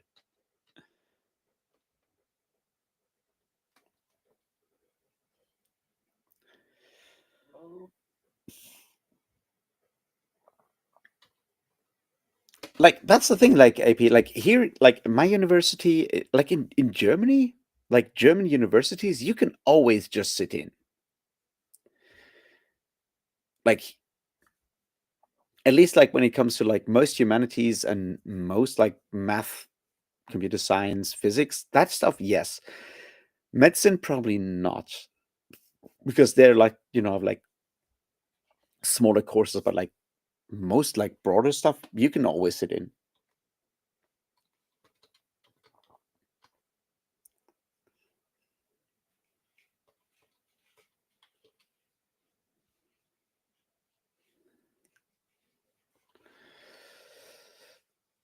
Well, Thornall, Pericles sucks. I'm just saying this as someone who has read their Thucydides. Pericles, not the best of people.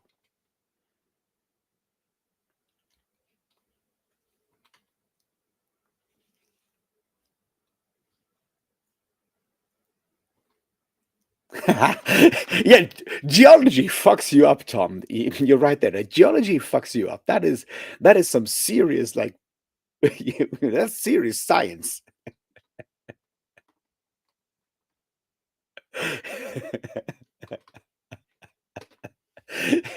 Yeah, yeah, exactly. No, no.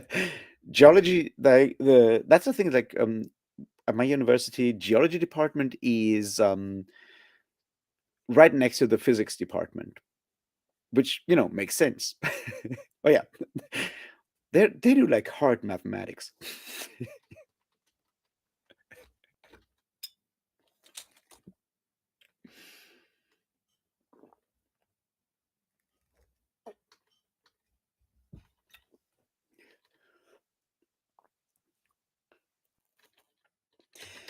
The one classes I could not take that I was explicitly told I could not take was archaeology, classical archaeology, because it's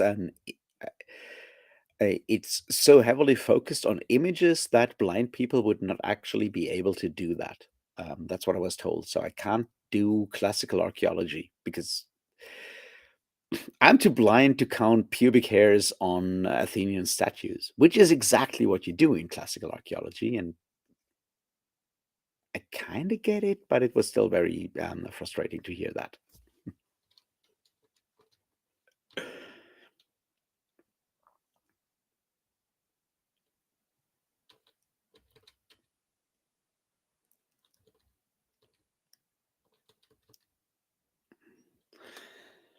Well, see you later, Britain.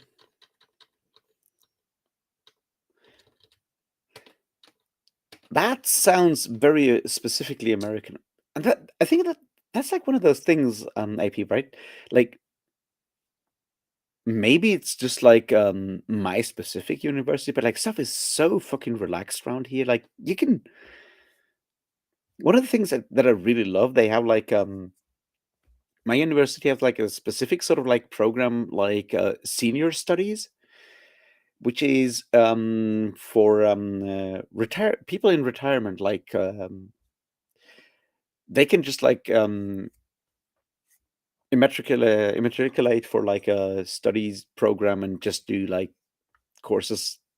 So you have like, especially like with philosophy and history, that's usually what a lot of those people take. And you have like usually have like a bunch of like 50, 60 plus year old people just taking the courses with like your average like 20 something students, because they're like, yeah, well, I'm retired now. Now I have time to actually take a university course, and they do the same thing. And it's like, it's very relaxed. You could just like walk into like most courses in like, especially in humanities, you could just like walk in.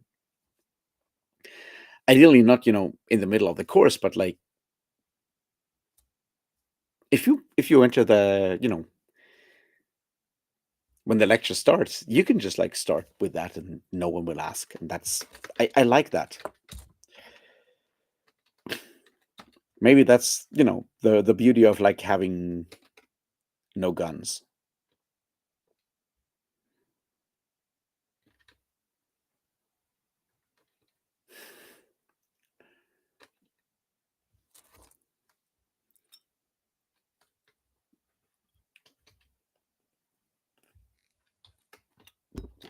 Yeah, that is bad.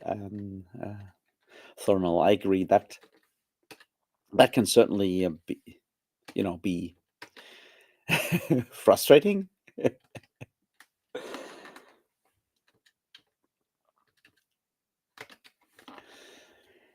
Like I feel like one of my favorite moments with like when I studied history with like ancient history was when we had like the numismatics course. And so you do like the history, like ancient history 101 course, and they're like you do like a bit of like numismatics, a bit of like epigraphics and stuff.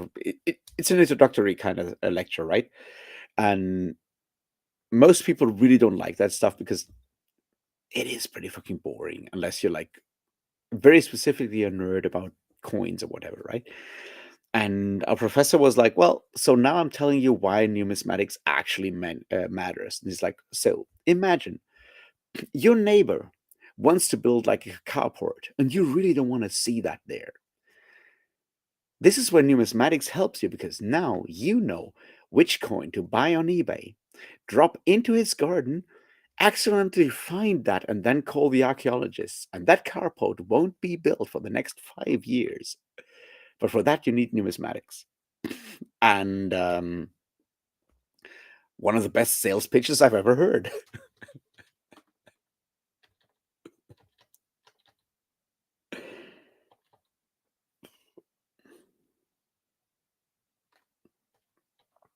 Yeah, that's the thing. Like seminars are a different thing. AP, exactly. Like lectures, everyone who wants to sit in is fine.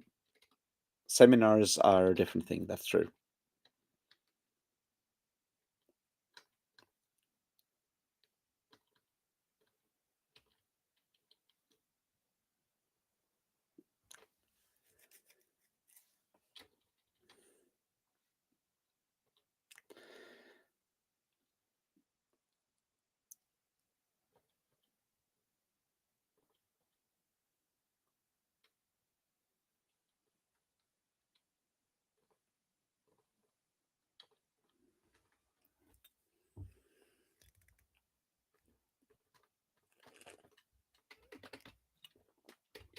I've never been to like law lectures. Like one of the most fascinating things I've had like was years and years and years ago with my partner at the time, and they were studying geography and economics. And I went to like an economics lecture on standardization. It was like one of the most absurd things I've ever witnessed. So it's an economics lecture on why standardization actually is a good thing. And I was still, studying computer science at the time, which is, something where standards make sense, right? Standards in computer science are a big thing. And you have economics professor, and he's not a Marxist by a long shot. Like he's very much your neoliberal economics professor of right now, and he explains why there are situations where it makes sense for industry standards to be set by a international organization or whatever to make sure that like innovations can go faster and all of that kind of stuff. And there's like students there, and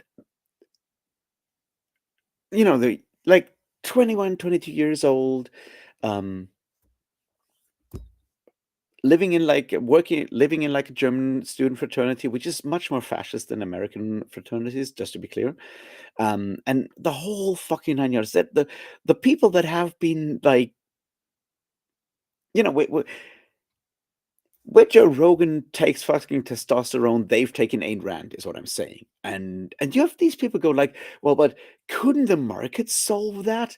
And it's like, no, the market can't solve that because, and there's like, but like, clearly the market could make this much more efficient. And you can have like, you can, it was very fascinating to see a very, very liberal, not to say libertarian, economics professor about to lose his fucking mind because people were incapable of understanding that sometimes it makes sense to just like sit down and agree on a standard instead of like having competition till the bitter end. And I'll never forget that. But like,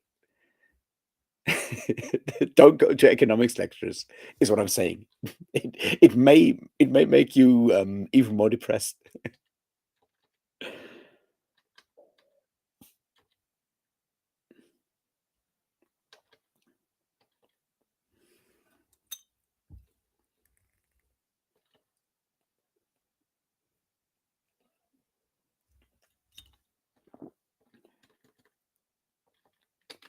So yeah, that's my experience at the economics department. And yeah, no, but like history and philosophy and literature and Sumerian language, those were like very easy. Like everyone can just like walk in and go like, hey, can I just join you guys because this sounds really interesting? And everyone was like, yeah, sure, come in, we're doing cool shit. And that is like one of the things that I find, that I personally find so attractive about like university, right? Is you just learn a lot of stuff simply just like being there, and you hang out with like your faculty, and then you have like the people from like whatever other faculty coming in and going like, hey, you guys have coffee, can we just like come in, and you talk with them, and you learn so much interesting stuff by osmosis if you just like hang out at a university in a lot of ways. And that sort of like love for knowledge and just like learning shit and like understand, yeah, keeping that sort of like love for learning new things, sort of, I think, just like, and just like for the hell of it, like just like for like, you're not learning this because you know you can use it for whatever. No, you learn that because it's cool to know shit. And that's something that I feel has that's like sort of where that whole like instrumentalization now of like education and turning it from education into training, sort of like where the damage is done, is like that people don't understand that it's actually cool to know shit, even if it's not exactly applicable for whatever. You can't turn that necessarily into money immediately, but like it's cool to know shit. And and I feel like as long as we don't find a way to sort of like make that more of a mainstream sort of like understanding, I think a lot of the discourse about like anti-intellectualism kind of fails, because intellectualism is like being an intellectual in a lot of ways means being someone who knows that it's cool to know shit and wanting to know shit just for the hell of it. And that has been pushed to the side so much, and that's sort of like what frustrates me so much about the whole like discussions, like when it comes to anti-intellectualism. It's like, no, but there's been like a systematic sort of like push to system systematize education into like training forms that just like create people that know specific things they can do to fulfill roles in society and so forth. And the idea that knowing shit is cool has been systemically, systematically devalued over time,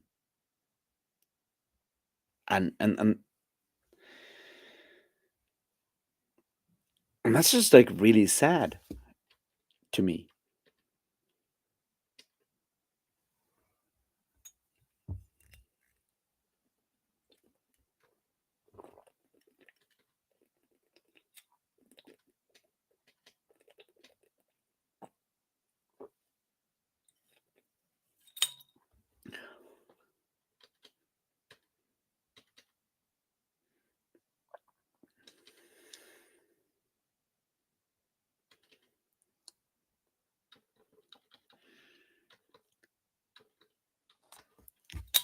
Um, Dimitri, yes, I have interacted with ChatGPT. I created a children's book um, about anarchist axolotls that were very queer. Um, the Lagoon Liberators. It was a full children's book about anarchist axolotls that had to go back to like the reef that encompasses their lagoon and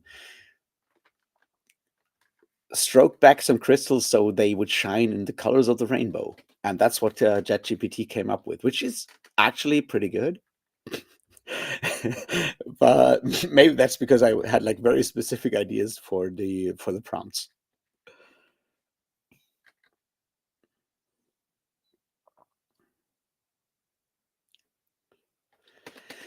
But that's AP. That's kind of thing like history, like the history and archaeology department. Like the archaeology department in Marburg is really cool. They were one of the early departments that did like a lot of excavations at Göbekli Tepe. You know what I mean? Göbekli Tepe. Um, and they're also like the ancient history and art and archaeology departments of this university have had so many intersecting Dungeons and Dragons groups. uh, it's hard to count them all at this point. So yeah, no, there's like a willingness in I feel like with archaeology and Egyptology and like the um, ancient Middle Eastern history people, and that but we have like a lot of people that are just like very willing to go like, well, we're studying this, but also isn't this like really cool? And can't we just also use all the stuff we just learned to use to do that other thing? Like one of the people I knew that did his like PhD in and that's like one of the like you can't make this shit up, right? Like he did like a PhD in Sumerian curses. Like his PhD studies were in like curses found in Sumerian tablets. Um and like that's the kind of thing that like Jim Butcher wished he could come up with, but instead he has to come up with some, something else, is what I'm saying. But like, I feel like there's like a freedom in when it comes to sort of like the making up stories thing that you have in like history and archaeology and adjacent fields where when it comes to like the storytelling stuff that we don't necessarily think about like the serious aspects that you are taught sort of like when you study literature. You Historians don't take literature seriously, which is sometimes a problem because it makes it very difficult for people that study history to understand that a historiography is a form of literature as well. And we all just like have, to go and read like Hayden White to understand that there is like a literary aspect to what we do. But yeah,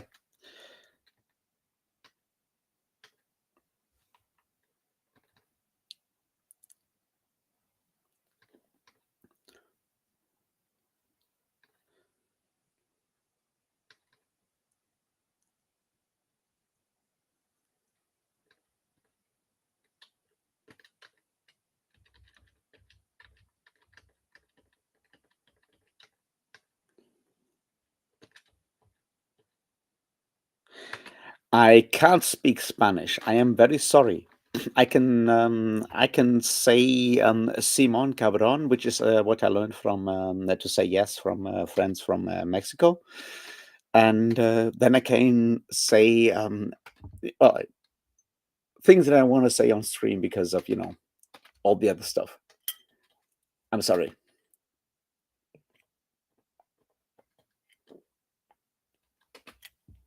I wish I could, but I can't.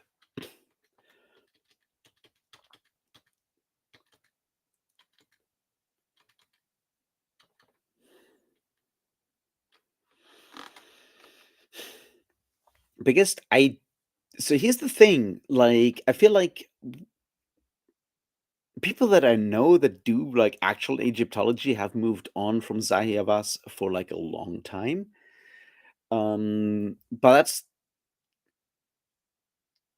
the usual thing is like if you have like a platform and Zahi Hawass is of course, the Egyptologist and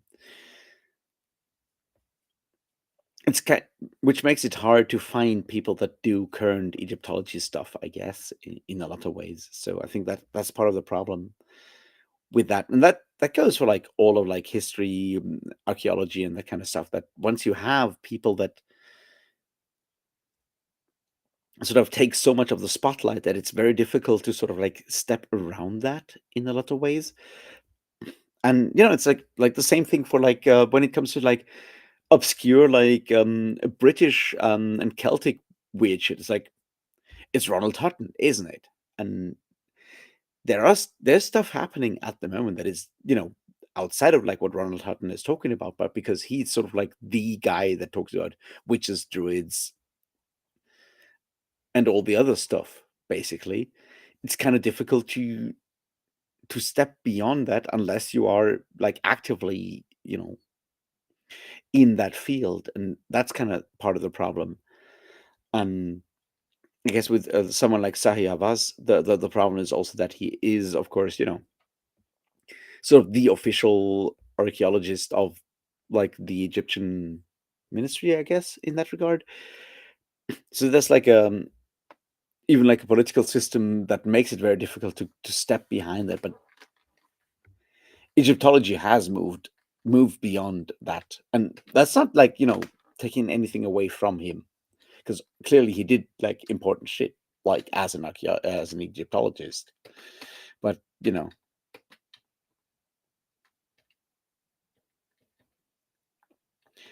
hey Ida, how you doing? Um, Lots, Ida. You missed lots. Let me try to summarize this.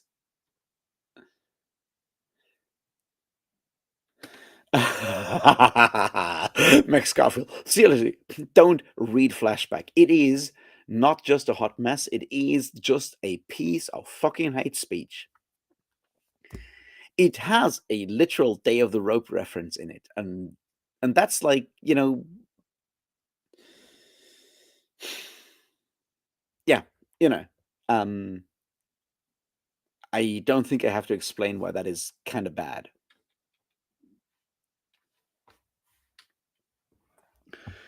Hyperion is okay. Ilium is bad.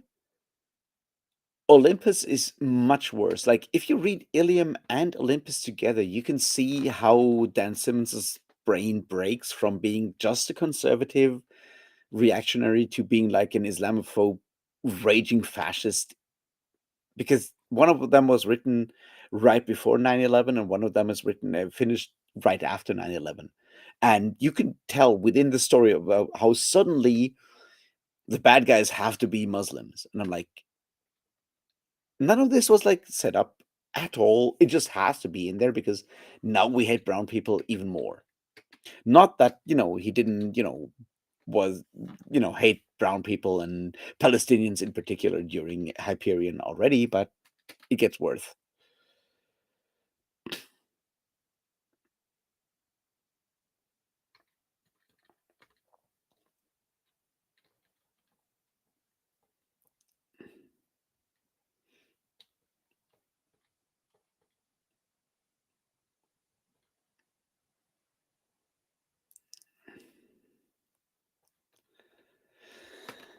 John, I look. I don't have time to dismantle all of this, but the Sphinx, I don't think is any older than they say it is. I think all of this is wrong, but I am. We don't have time to actually go into all of this. I don't know where you get your information from when it comes to these things and the supposed structures under the pyramids. But you might want to look at some other sources, maybe some more qualified sources in that regard, because yeah, that's bullshit. But I'm not an archaeologist, so I'd rather have you look at some, actual qualified archaeologists that are, not the kind of people that hang out with Joe Rogan, I guess.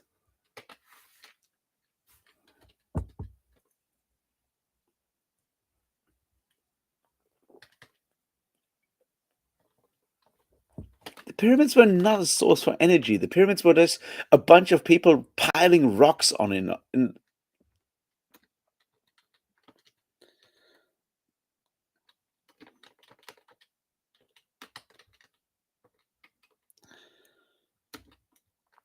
AJ. Who's AJ?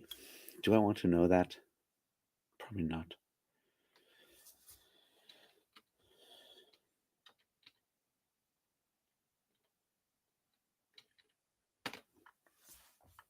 I know how conspiracy theories work, Jen. I've read my I've read my Frederick Jameson. I know about the political unconscious. I know about all the other stuff. It's frustrating, but no. That's like one of those videos I've been working on and I've been pushing back for like over a year because I get sidetracked by all this other stuff. There is a video that will happen, and it's gonna be me being very angry, and it's gonna involve me explaining why Dan Simmons is in fact a fascist.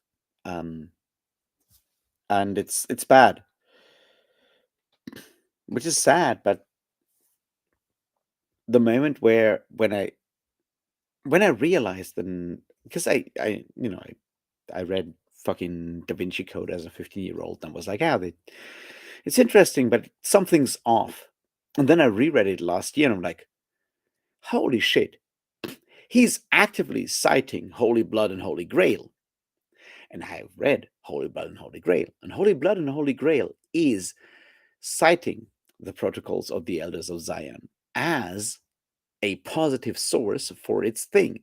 And then Brown, maybe it's Dan's. Maybe Dan's should not actually write books. Maybe that's the lesson that we learned today. Um, sorry for Dan Abnett. I'm sure that all those Warhammer 40k novels are actually good. Maybe Dan should not write books. Anyway, my point is, Dan Dan Brown's books are like so full of like fucking anti-Semitism that it's really hard to ignore once you actually know his sources. And I was so shocked. Like recently, I was watching a video and someone was like, "Well, do historical fiction novels have to be historically accurate?" And they were like, "Well, I enjoyed Dan Simmons' Da Vinci Code." And it's like that's not a historical fiction novel, first of all, but also, yes, you kind of should avoid citing that kind of source, maybe. And other bookish YouTubers were like, "Yeah, the Da Vinci Code, one of my favorite historical fiction novels." And I'm like, "Well, look, bookish Chaz, I've given you grace. I shouldn't have, is what I'm saying." Anyway, it's so frustrating, and my problem is like with all of these situations, I'm often worrying. I'm like, yeah, well, like how much of this is me actually having had the time and money and privilege and whatnot to actually, you know, study history and philosophy and all this other stuff. Like how much of this is like literally me having access to knowledge that people don't have because they never got the chance to actually study or whatever. Like how much of this is actually open, how much of this is not? And I don't know. I literally don't know. And it kind of fucks me up because my first impulse when someone goes like the Da Vinci Code, one of the best historical novels of all time, is me wanting to, you know, fucking brick them in the face. And then I'm like, yeah, but maybe they didn't actually know. Maybe that's me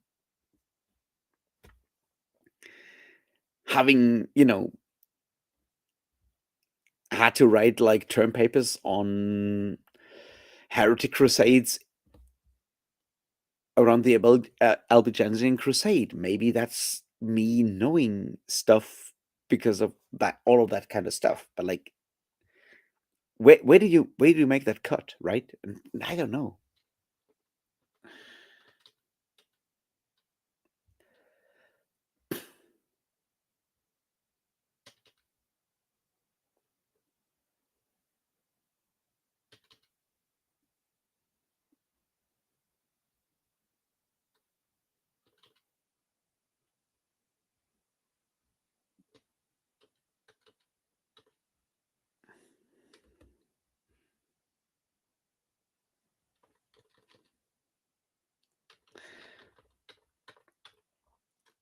Yes, Max Garfield. I have read the Marit Audran trilogy. I really like it, and I'm very excited because the short stories, the Buddha Nights stuff is finally getting an audiobook release in October, I think. So I'm very excited for that. But I really love that.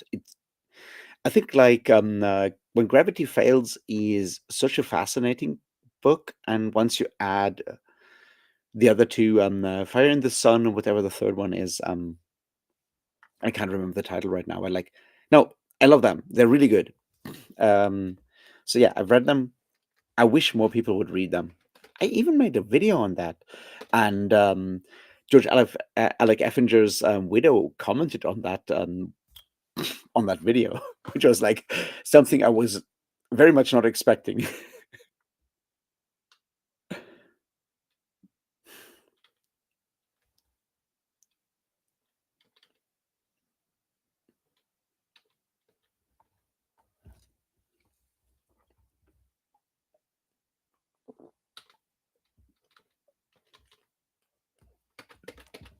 And you know, Ben, I wasn't, you know, throwing shade on Dan. It was more like I was like me realizing that so many Dans suck, and I'm like, do I rem- do I know like a good Dan that is writing science fiction?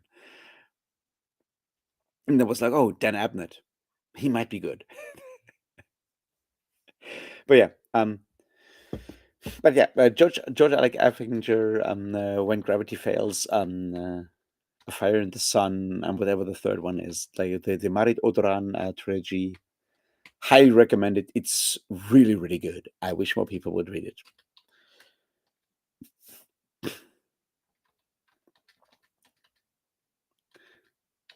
Wait, is Fire in the Sun the second or the third? Because I need to look that up. Because like, I think like the first one is a bit rough. I think the second one is probably for me the best one because it does sort of like tie stuff together. And the third one is the one when he's traveling all over the place. And you have that whole like him coming back, trying to come back to the city.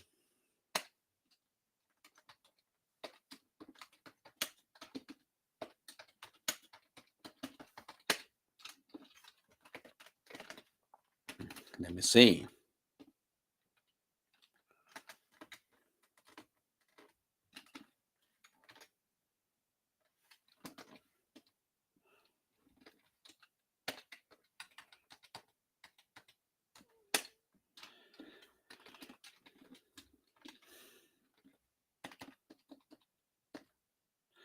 Gravity Fails, Fire in the Sun,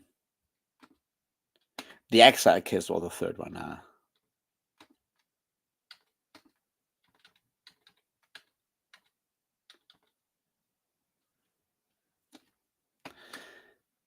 Oh yeah, it's coming out in November. Is Buddha Nights,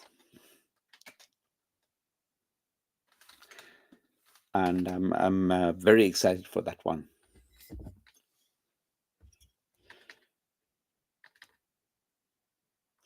Yeah, yeah. So yeah, Fire in the Sun is the one where he goes to meet his mother and bring his mother back, and when he finds out that his mother was maybe was a lover of the man, and he was maybe the son of Papa, and yeah, no, no, I think like all of them are just like really interesting in how they're like very 80s cyberpunk, but also so fucking different.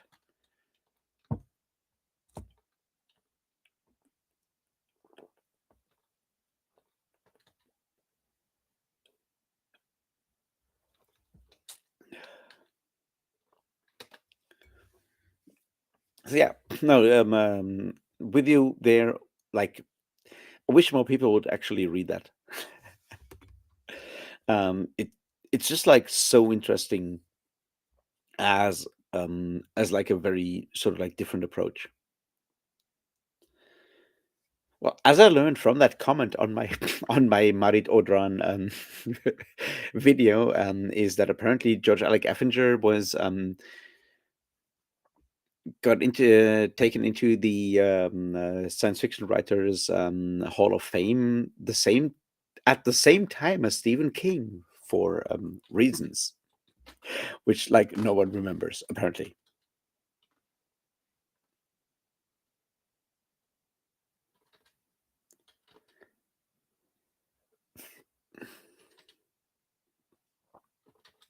Yes, 11th of November is the audio release, Max Garfield, and I'm so fucking excited because yeah, such a good book.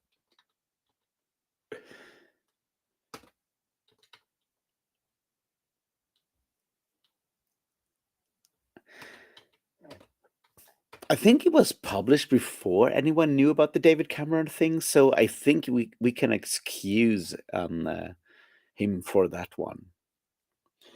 Now, as I said, like I'm reading the Beauchamp Cobel Brooch stuff finally, and I'm having fun. I did really enjoy The Healthy Dead. I think they're getting better over time. Like Blood Follows, I'm not too convinced. The Leaves of Laughter's End is better. The Healthy Dead is getting better. Yeah. No, I'm having fun. I'm slowly getting back into Malazan, and it took me a while to, I've not read like a Malazan thing in like a long time, so I'm happy to go back to that and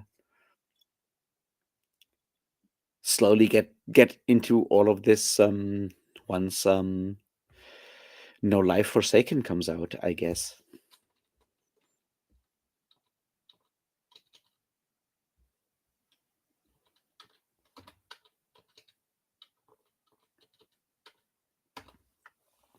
I also still have to read Ammonite by Nicola Griffith, which I think is probably something I'll read in the next couple of days. That and as I like Brown Girl in the Ring by Nella Hopkinson, because those I have for free. Oh, oh! I have a book that I'm going to read and that I probably should.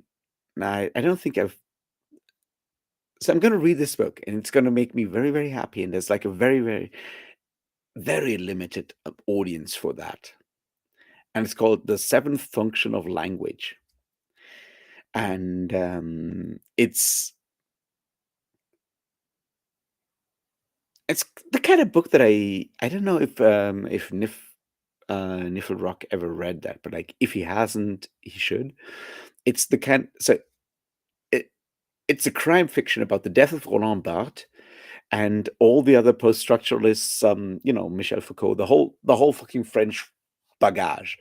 is suspects for the murder of Roland Barthes, who famously died because he was, hit by a car while crossing the street. And it kind of goes from there and makes fun of all those French philosophers. And it's a kind of book I wanted to read for like a long time, but I'm also like, it's very difficult to make make a video about that or talk about that because like yeah, it's like Umberto Eco, but it's Umberto Eco like turned up to 11 basically, and it's yeah, I'm very excited for that. But I understand that it's probably like an acquired taste, I guess.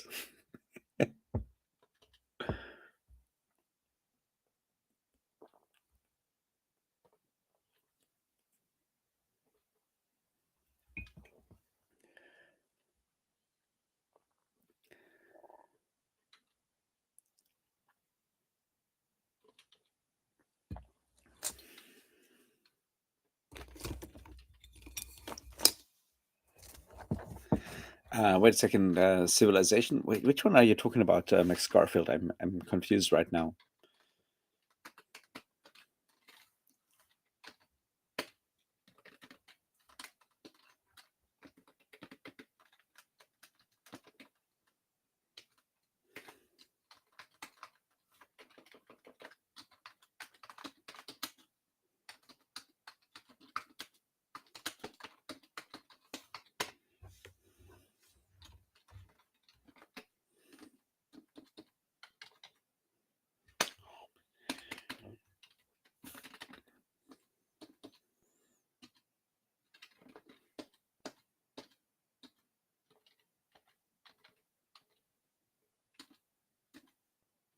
Ah, Laurent Binet. Yeah,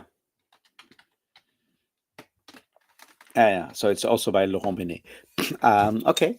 As I like, I haven't read it yet, but like I'm very excited because it's the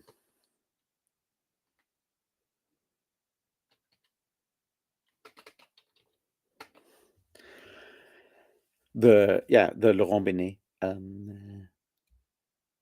I don't know about civilization, I guess, civilizations, whatever. But like, yeah, seventh function of language sounds like, yeah. So like, I've been excited for that one for a long time, and I think the other one that I still have, because I feel like I can read like one Arthurian novel per year, and I think the one I'm gonna read this year is gonna be Buried Giant by Katsuo Ichiguro, probably. No idea if I'm gonna like it, but I feel like at this point I need to read like at least one per year.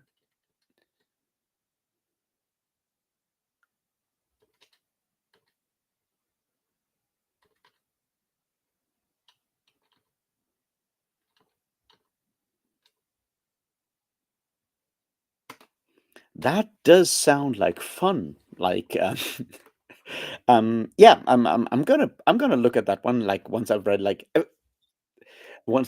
seventh function of language because like it's like look, seventh function of language is like it's my kind of thing, right? Like, I've read my Roland Barthes, I've read my Michel Foucault, it's the philosophy kind of thing. I'm like, I want to read that. We'll see what comes of that. But like, it's something I've been excited for a long time, and then I didn't have access to it because it was region locked. Like the audiobook was region locked to the Americas, and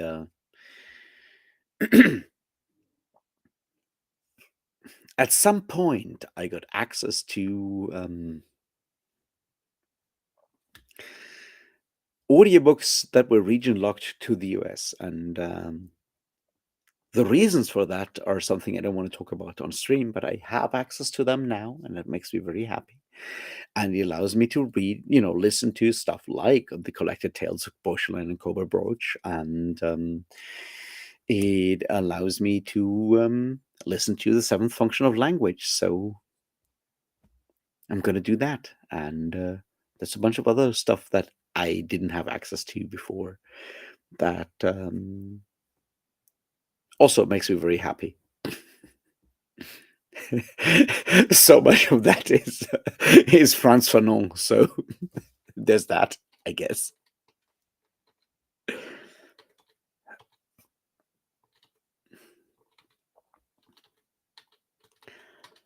Britain, we're talking about weird French novels like The Seventh Function of Language and Civilization, and how I'm finally able to listen to them because of me finding ways to have access to different regions on Audible, um, which I don't want to, detail because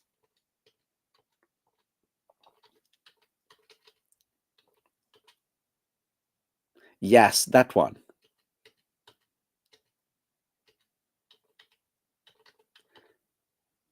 Laurent Binet. Interesting stuff is what I'm saying. Um, One of the other things I was very happy that I have access to now is another Ian MacDonald novel, because I have that on CD, right? I own The Dervish House on CD because I bought that on CD by Ian MacDonald, but it was never available in Europe as an audiobook on Audible or whatever. Which, we're talking about, like, it's fine. It's like 20 CDs that I need to sort of like turn into MP3s and get on my phone and stuff, which is a bother, but I can do that. But I can also kind of just like stream it from Audible, which is probably easier. And the Dervish House by Ian MacDonald is an amazing book that I wish more people would have read.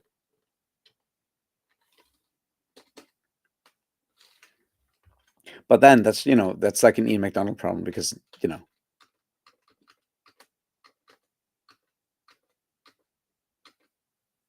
more people should read Ian MacDonald, period.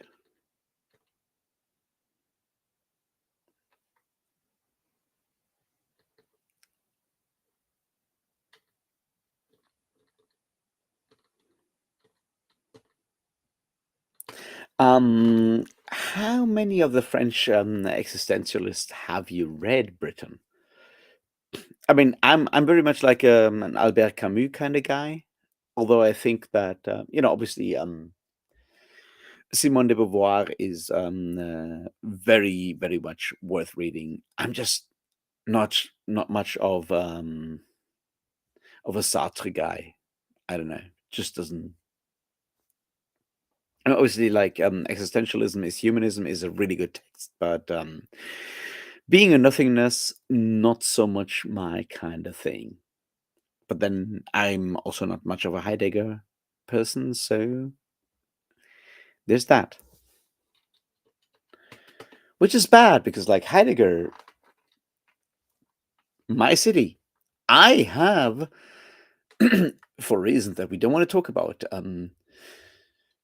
stood in front of the house where a very specific villa in which Martin Heidegger lived, and I have done things there that are probably illegal.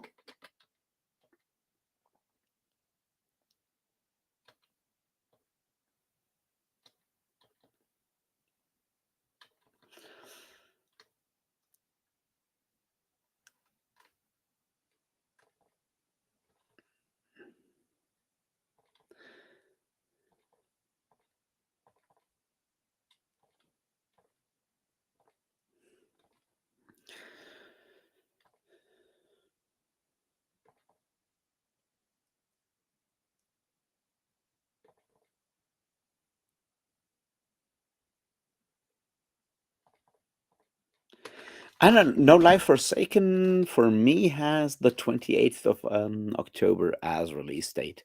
Um, or the 23rd, one of those, depending on where you are. I don't know. I have. There is no audible debate debacle. It's just capitalism. That's the point. It's like you run a monopoly, you do monopoly shit. That's the thing.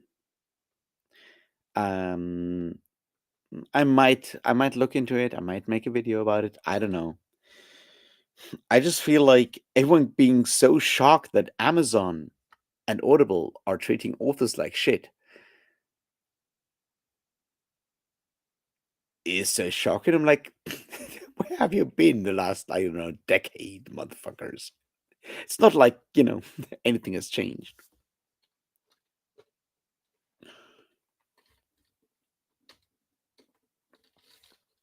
But yeah,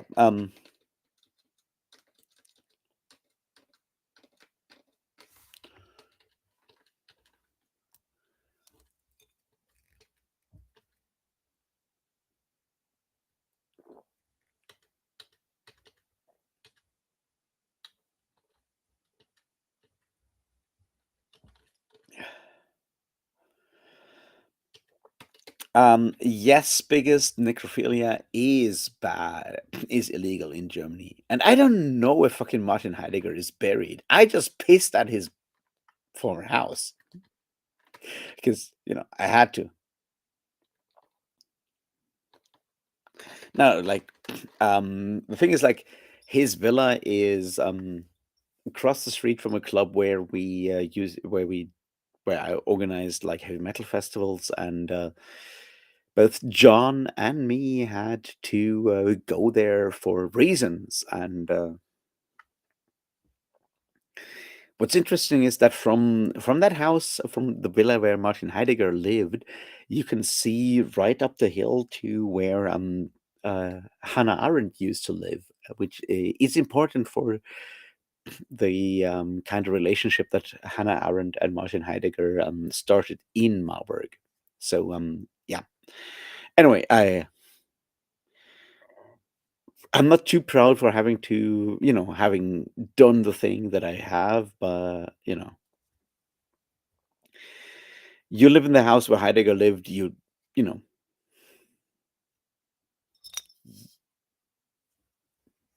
it's priced in, is what I'm saying.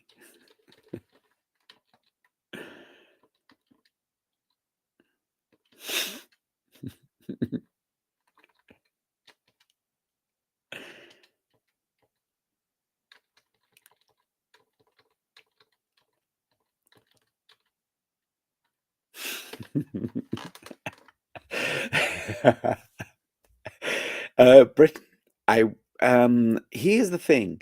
You need to read some Clark Ashton Smith stories. You might learn a thing or two.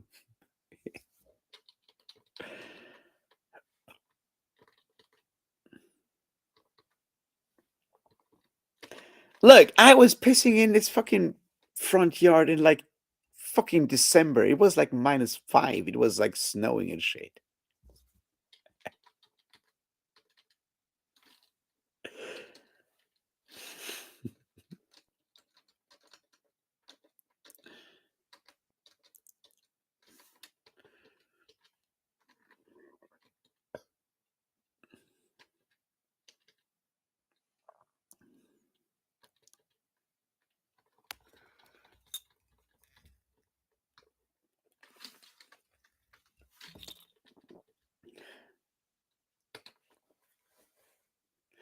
That was bad. That was 20, oh, fuck, 2017.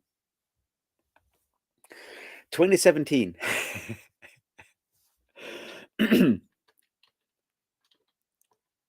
But yeah, flights for bands on the way back were like delayed because of like snow and stuff, and Germany not being able to cope with like 20 centimeters of snow on like a runway, which made Swedish musicians very. It amused people from Sweden, is what I'm saying.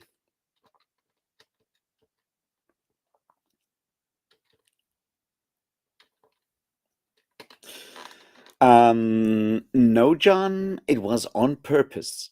I could have gone back to the club and just like taken the bathroom. It was a Heidegger thing. But for that, you'd have to look into his black notebooks, um, which I don't recommend.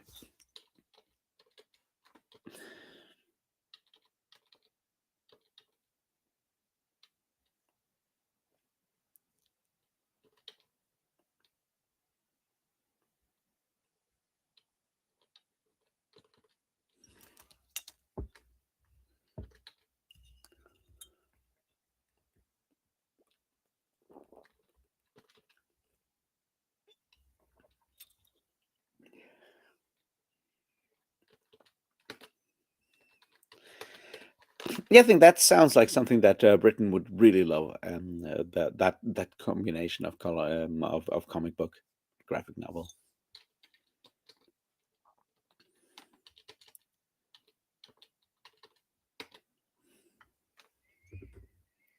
All right, guys, we've reached that point. Should we end it here, or should we take time for one more beer? Um, I'm up for both. I'm just running out of beer, and probably should take like a 2 minute break to take a piss.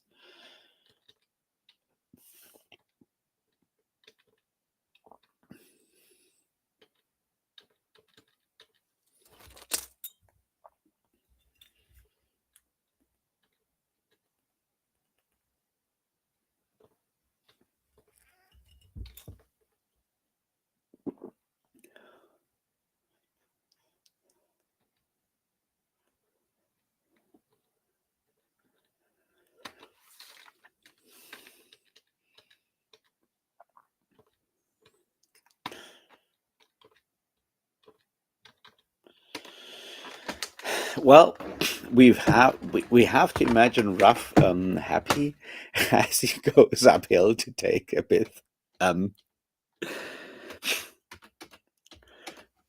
which is true because the bathroom is upstairs. Anyway, I'll get myself another beer. You entertain yourselves, and I'll go for one more beer, and then hopefully we're all done. We'll see. Anyway, see you in like whoops, 2 minutes.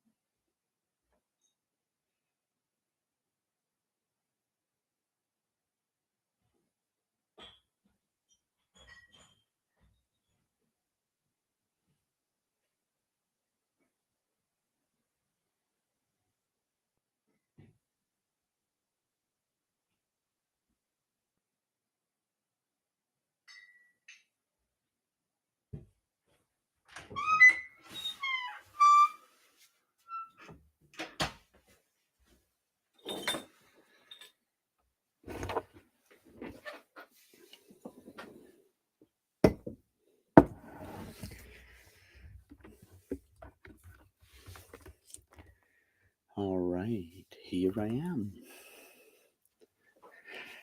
Wow. Um, One of the fascinating things was like my neighbors have been having a bit of a barbecue party, and all the windows in the rest of the apartment have been open, like mine earlier as well, but I closed it because of like sound and stuff. And it smells like a fucking forest fire out there because like everything is just like ashes at this point. It's fascinating.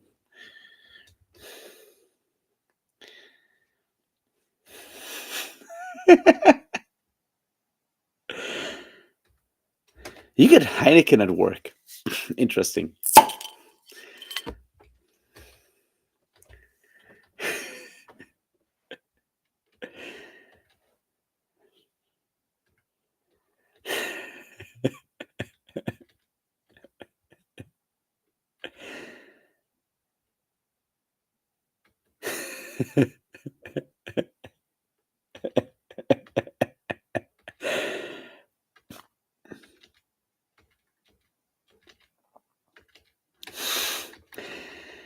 No, no,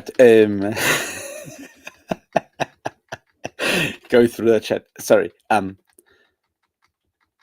Luckily, none of you have actually been to where I live, and the thing is, like, it's one of like those like two-story flats. So my place is downstairs, and the kitchen is downstairs, and the bathroom and my flatmate's room is upstairs, and there's a living room, sort of like in the stairwell, which is like the kitchen stairwell kind of thing is like an open thing. So I have to run upstairs if I want to take a piss, which I did.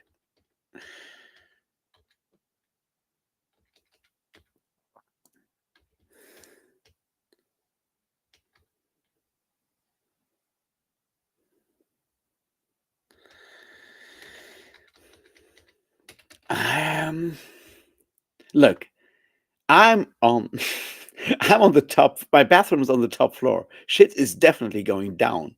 I can tell you that. Anyway, um, no, um, it's just like the you walk outside and suddenly everything smells like cold ashes.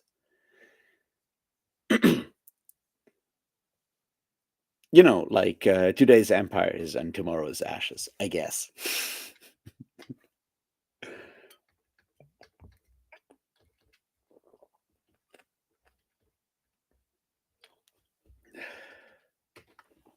Anyway, let's get back to like a relaxed conversation, shall we? No, so I was kind of surprised, like the the Stephen Erickson problem of writing books. When you so like the first collection of the Beauchamp and Broach books, right? Novellas, like three novellas, and the audiobook is 8 hours and something, which is 250, maybe 300 pages, probably 250, I guess. The second collection with another three novellas is almost 15 hours. So almost double the size. So it's like Stephen Erickson, and you look at like Blood Follows, relatively short. Leaves of Loftus End, longer. The Healthy Dead, longer. It's like you give that man like a concept, and he starts writing, and he like every book will get longer. And it's so fascinating to see that also happening with the short stories.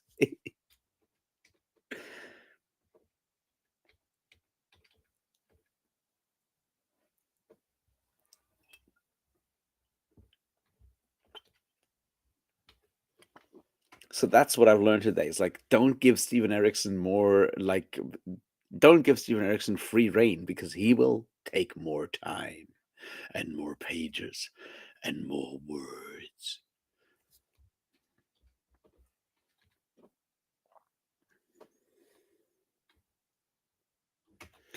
So yeah, that's the lesson from today.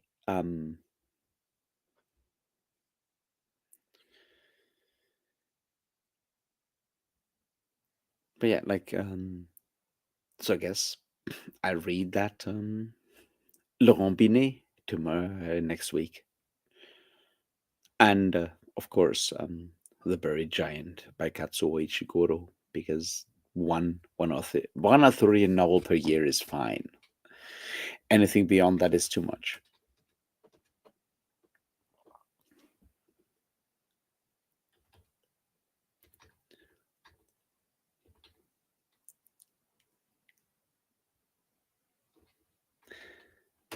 Um, well, well, Bent, I've finished the first collection. I've finished the first three. I'm now going to read whatever the first one is in the second collection.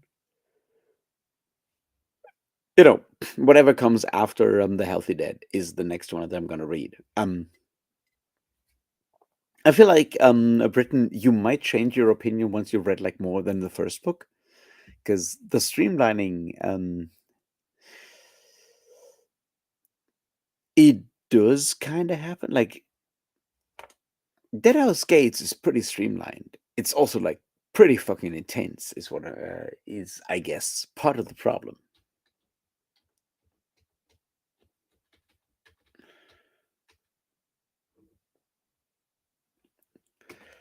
Um, but yeah, so I'm gonna continue that one tomorrow and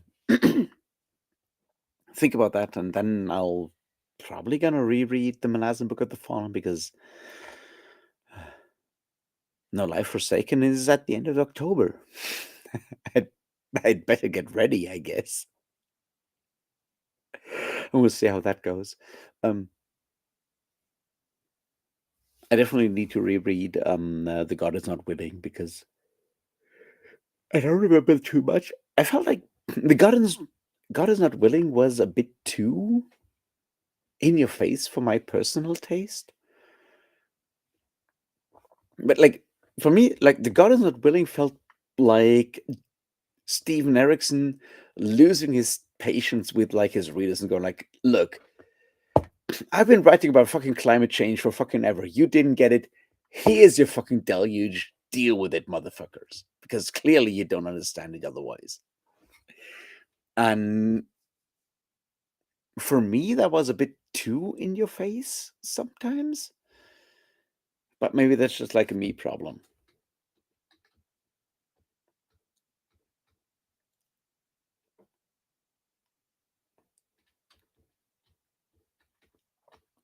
I have not watched any YouTubers that goon over Ishiguro. So no. I mean, I think like there's like no author outside of Alexander Milne that is worth gooning over. So it generally irritates me when people go like, "Wow, this man, he can't do nothing wrong." It's always a man though, like except for Derry when she talks about Robin Hobb. But um, I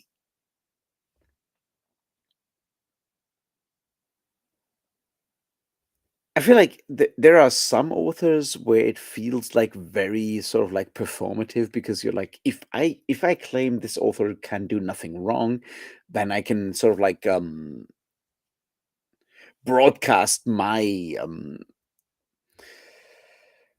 status as like a really educated like elitist sort of like literary connoisseur or whatever, and that obviously pisses me off, and I'm always willing to kick their legs out under them because they're fuck. People who do that don't actually know shit about anything, which is fine.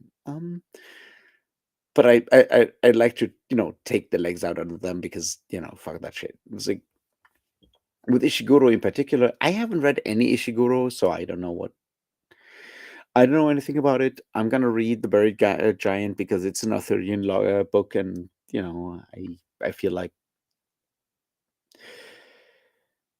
I may not be an expert on Arthurian literature, but I've read like three books. So that's probably enough, I think. So I'm going to read that one.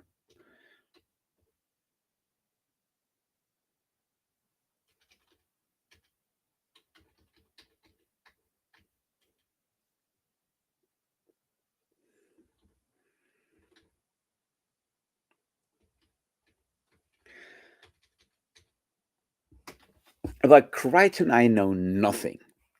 I have never read a single Michael Crichton book. I will never read a single Michael Crichton book because Michael Crichton is a piece of shit. And luckily he's dead. That is really good for him and the rest of the world because fuck that person. And yeah, that's fine. Stephen King seems like a really cool dude. He's just not my kind of author. So I'm fine with that. But yeah, fuck Michael Crichton. And fuck people who think that Michael Crichton is worth reading at this point. Because someone who goes like, I'm building my entire career on writing sci-fi books that are really heavy on the science. And then I'm writing a book about like how climate change is a hoax perpetrated by big science. And then I'm writing a book where I turn the main literary critic of the previous book into a pedophile as a character in my fiction. At that point, you know what? You don't deserve to rest in peace. You deserve to rest in infamy, motherfucking piece of shit. And that's the point. If anyone actually says anything positive about Michael Crichton in the year 2025, they also deserve to be mocked relentlessly and hunted down and yelled at again and again and again. Because at this point, yeah, fuck them. Fuck them all. Just saying.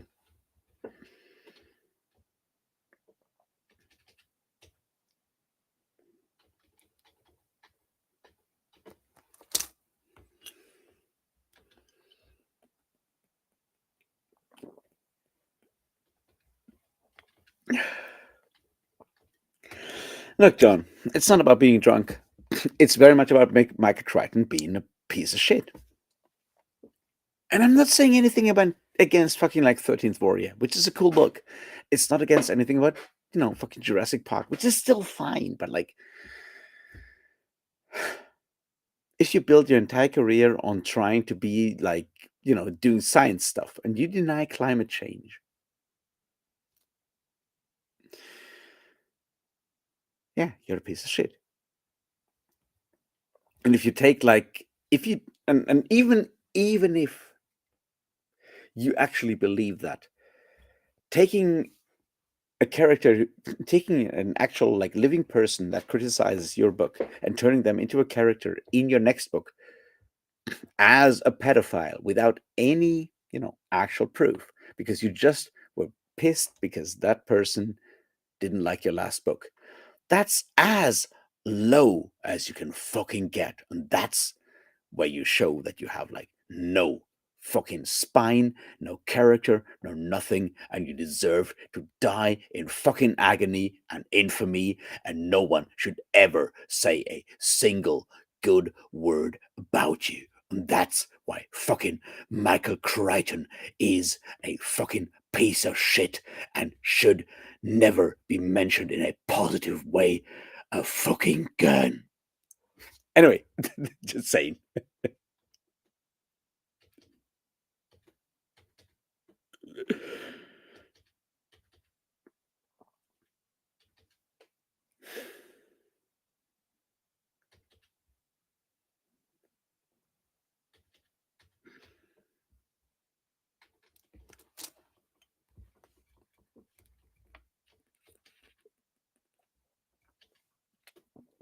Anyway, so yeah, now Michael Crichton, fuck that guy. Done that. um, Let's talk about something more positive, shall we?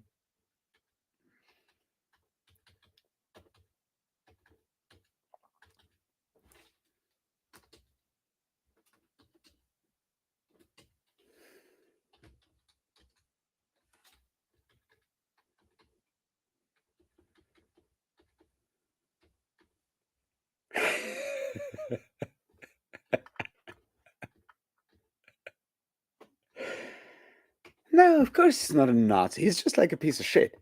But I like Britain. Like,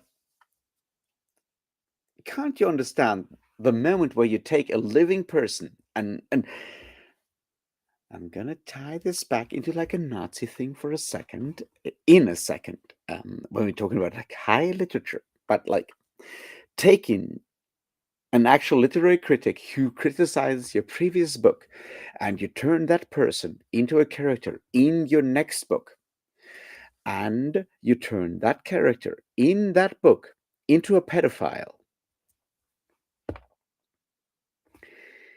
without any fucking evidence, and you go like, well, it's just a piece of fiction.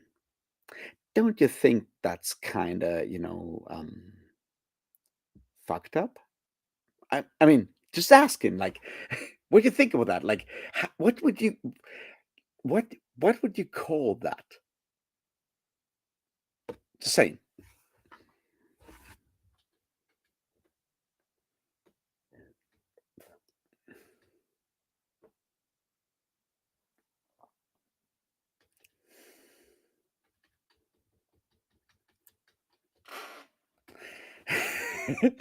Just to be clear, that was not my death metal voice. Anyway, I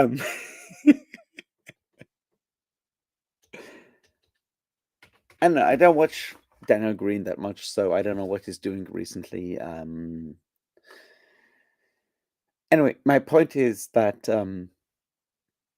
if you're writing fiction, you're taking your critics and turning them into characters in your next book, and you're basically,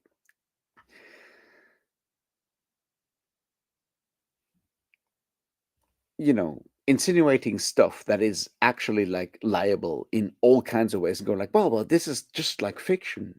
That is that is fucked up. And that's like the kind of thing that you had like with in a similar way in like German high literature with Martin Walser and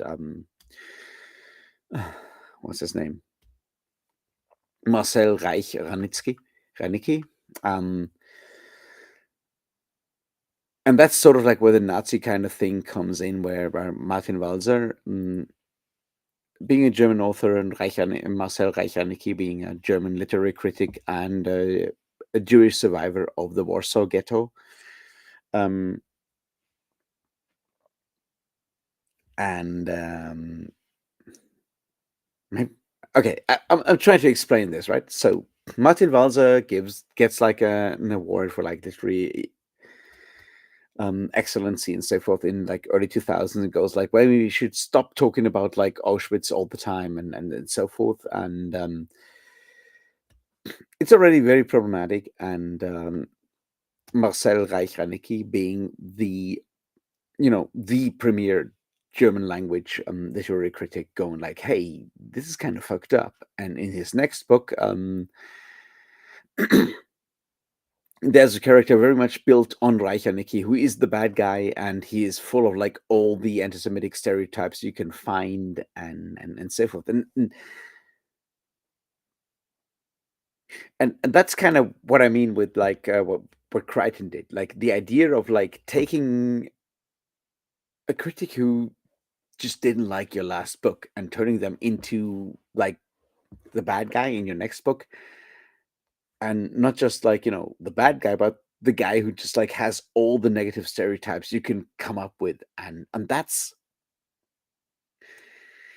insidious. Yeah, I know words is what I'm saying. Anyway, fuck that guy. Cheers to the fact that fucking Michael Crichton is fucking dead. He deserves to be dead and rotting in hell.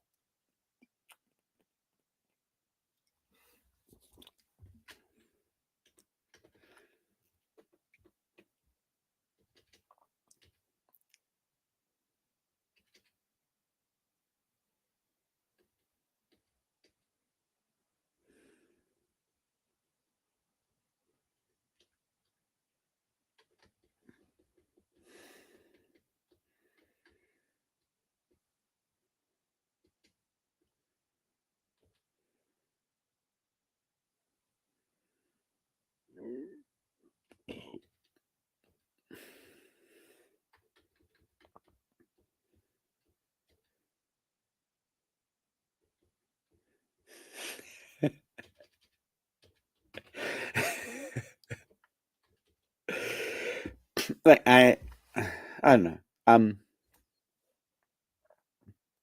I've said my things about Audible. I might make a video about it. I think like the main problem with like all of these like Audible sucks videos is that people go like Audible sucks, but capitalism is good. And it's like, no. like like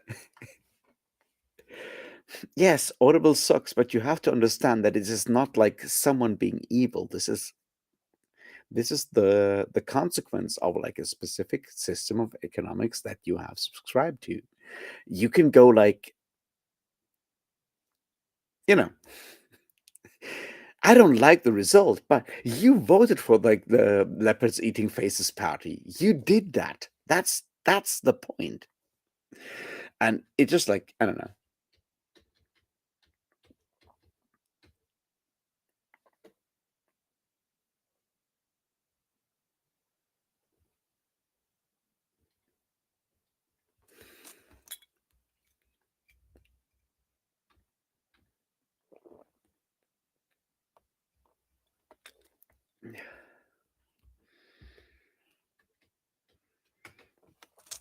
Um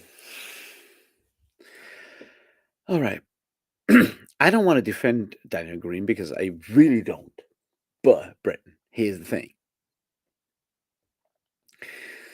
Morality is a complex thing. You can be an absolute fucking piece of shit and a rapist, which I'm not about to say about Daniel Green, but you can still be bothered by, the problems of capitalism. Those things are not like moral integrity is complex, is what I'm saying. And one of the big problems that we have in all kinds of ways outside of the reactionary right conservative whatever where stuff gets like really wild um is that no, the fact that capitalism sucks has nothing to do with the fact that a specific person is a sexual predator. Should that person be, the front runner of the movement? Hell no. Should they, be involved in that movement? Hell no. I don't want to have anything to do with that.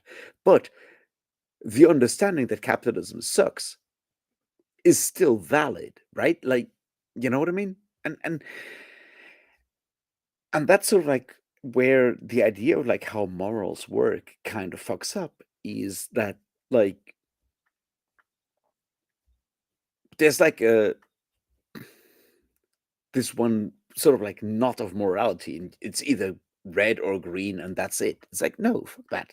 That's bullshit. It's like Daniel Green is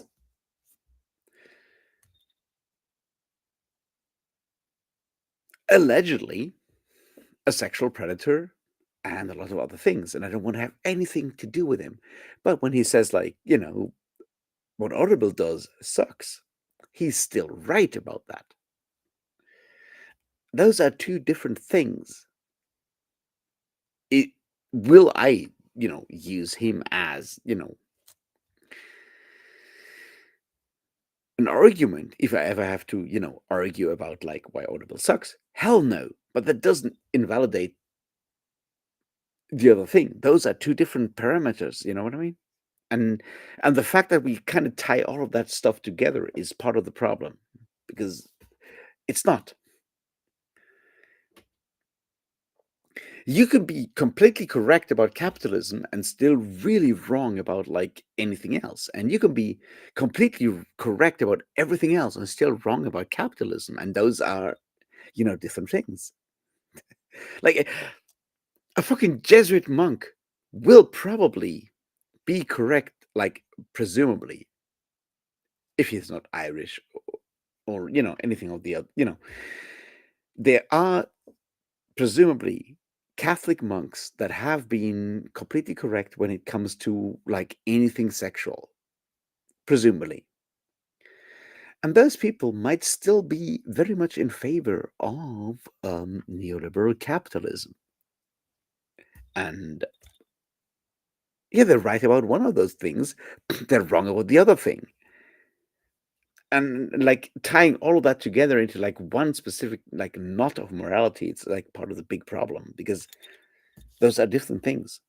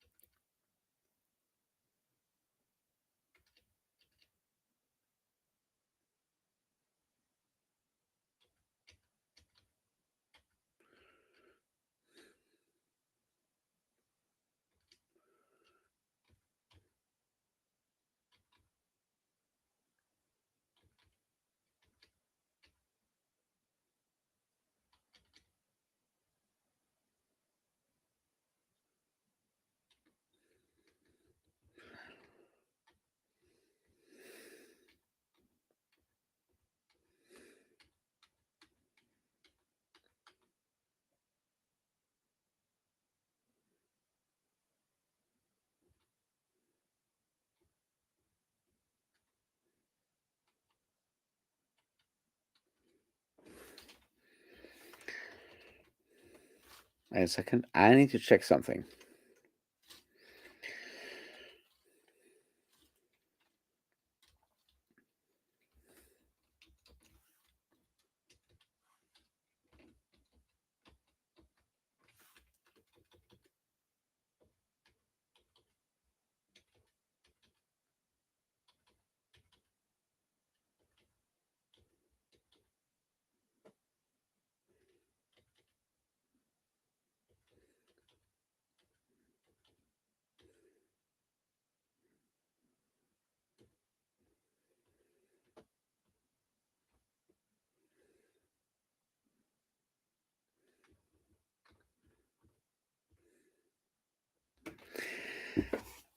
John, do you want to explain what you mean with the which plenty of immigrants in Europe comment? Do you want to do that? Also, Ori and Chadia, is anyone of you still here?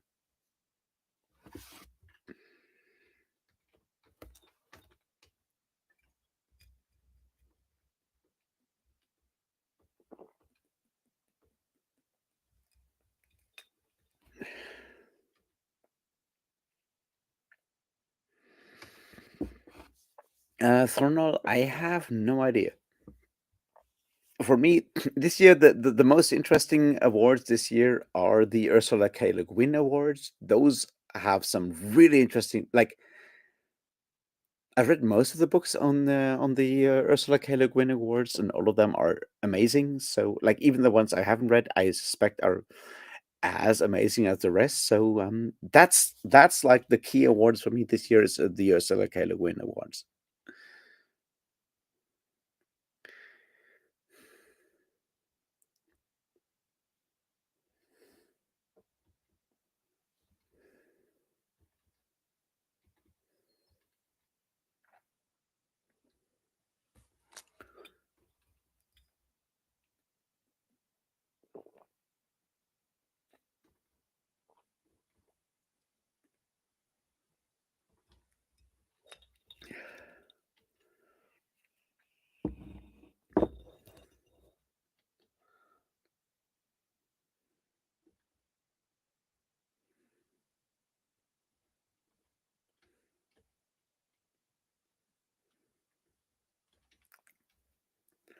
The Le Guin Awards, they have like the Sapling Cage and some others.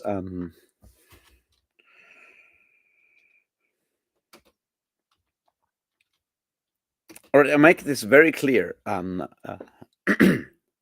John. Like, I'm fine with you being who you are all the time, but like, you are very much crossing the border to like being absolutely fucking racist. And I don't tolerate racism in my chat, and that's that's why I was asking for either Chania or Ori because those are the two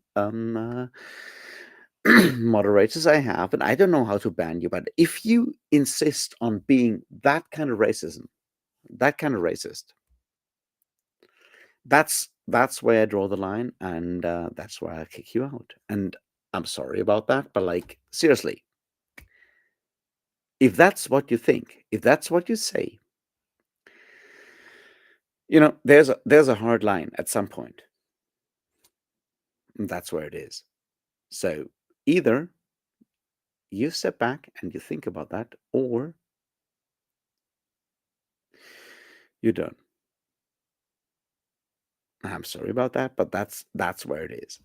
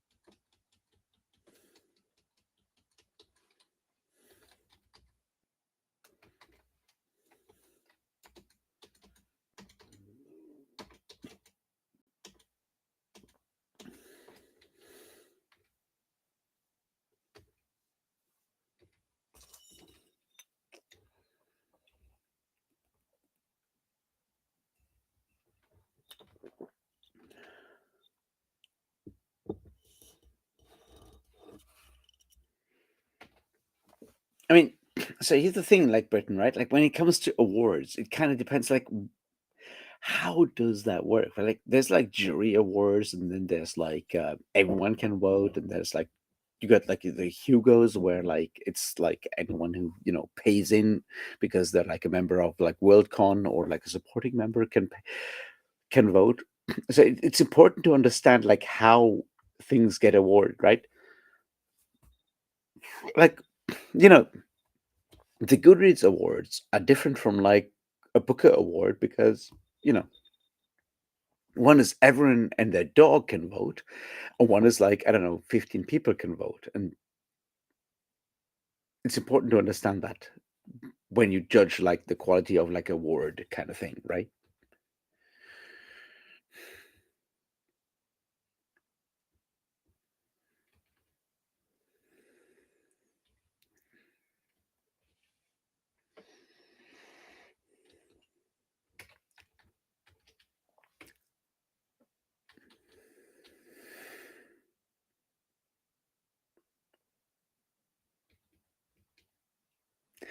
I haven't read the book, so I have no opinion on the Stoker Awards. I'm just saying, like, make sure that you understand like how an award works because if it's like if it's a jury award, then it's a different thing from like everyone can vote, and the different thing from like everyone who's like part of like a specific community where you kind of have to pay in to be part of that.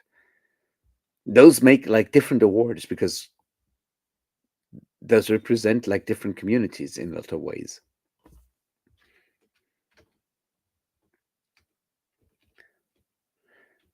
And part of the problem is that we kind of assume that like awards are like an objective kind of thing, and I'm like, no, it's not. It's like awards are not subjective. They have never been subjective. Like a Hugo Award has never been subjective.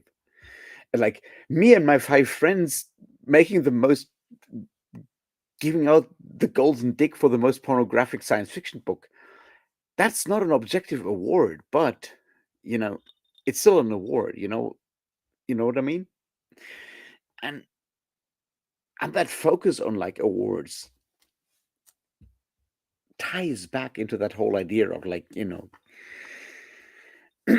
maximizing everything, seeing everything as like a function that can be quantified and can be maximized, and you have like the best solution or whatever. It kind of ties back into that, where you're like, I'm gonna read like the best science fiction book. According to what? And no one ever questions the what. But if they don't like the best science fiction book, they're like, oh no, it's been political. When no one ever thought about, looking at like the best science fiction book was awarded by the Marxist Leninist Association of Science Fiction aficionados or whatever, right? You know what I mean? Like, think about what it's actually saying, what awards are actually doing. And that's so frustrating about it, for me at least. That like people going like, oh, it won an award. No, I don't like this award because this book is saying something else. Like, the award is political. It's like, no, it's always been political. All awards are political. Because you pick a group of people that decide who gets the award. That's where politics start. And political doesn't mean bad. Political just means that, you have an opinion at the end of the day.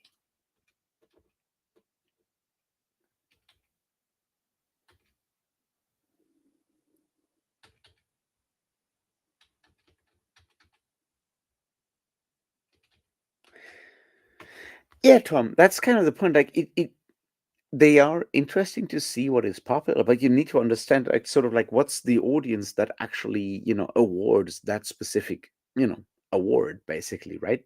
Because, the Hugo Award is what, the people that go to Worldcon or are willing to pay, I don't know, $50 to vote for Hugos think of. That's like a very different thing from, say, the Nebula, which is, tied to wait, Nebula is the SFWA, right? Or I'm confusing that one with the. My point is, like, there's different people voting for them, and they have like different, opinions and so forth. And you need to know what an award says. But like, winning a Hugo doesn't make you the best book ever. It just makes you like the most interesting book for a specific group. And if I, as a reader, sort of like generally enjoy the same things that that specific group enjoys, then reading a Hugo winner is probably going to make me very happy because I'm going to read a good book. If I personally dislike everything the Hugo crowd likes, that's not going to be like my award. Then I probably want to read the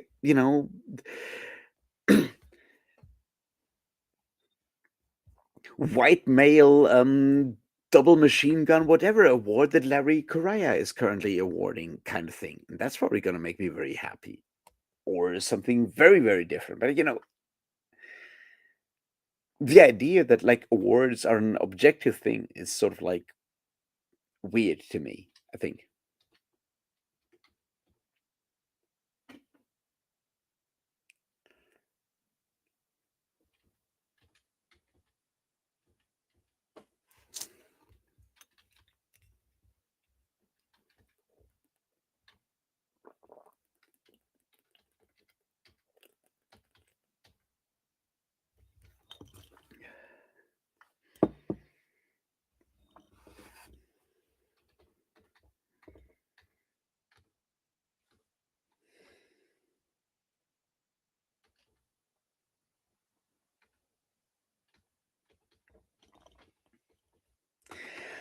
I have no deeper opinions on Larry Correia. I just know that he wrote a book in defense of the Second Amendment and how like any gun controls are actually fascism. And at that point, I'm like, yeah, you know what?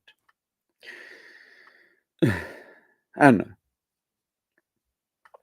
But since he's still publishing like fantasy books right now, I'm very sure that clearly there are still books published for men. So you know what I mean. Anyway,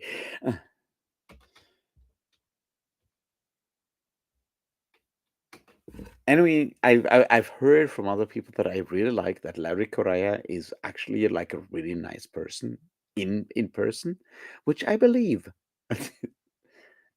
I do. I, I tr- I think we probably not get along, but I you know anyway, shit's complicated. I mean, actually, it isn't, but you know what I mean. Like, be nice to people and you know actually, be nice to people. Wouldn't that be nice?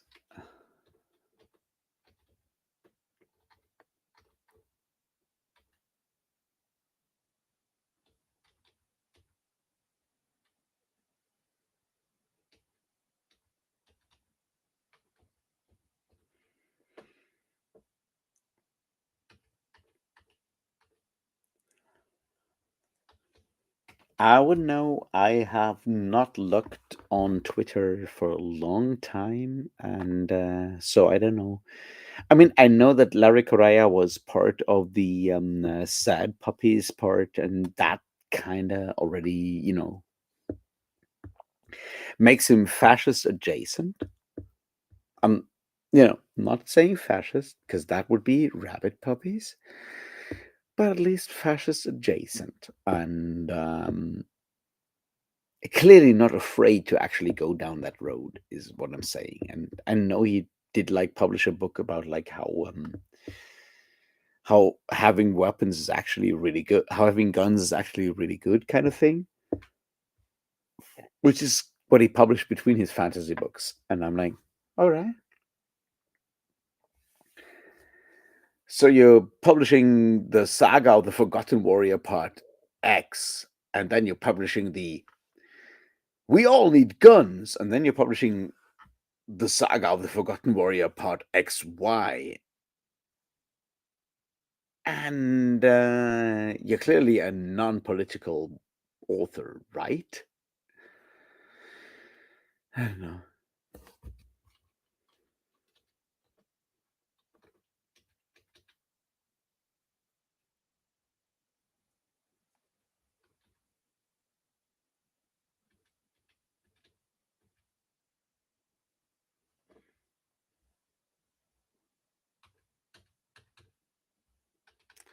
Um,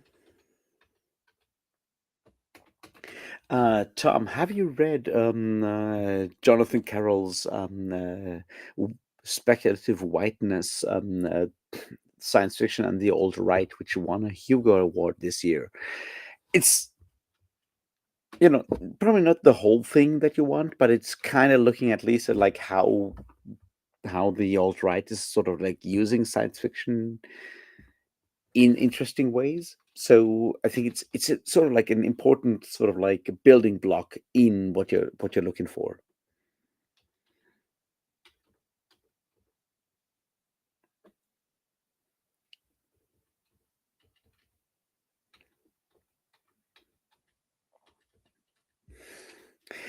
See, that's like a European thing. Like the gun thing just like really freaks me out because like everyone should know how to defend themselves. I'm like, yeah, you should know how to punch people. It's like, there's no like the ways of getting a gun legally in Germany are very limited. And like for most situations, that's enough. Like, yes, if you're a criminal, you will get a gun. Don't we? But like, the law's not going to help you there. And I don't know.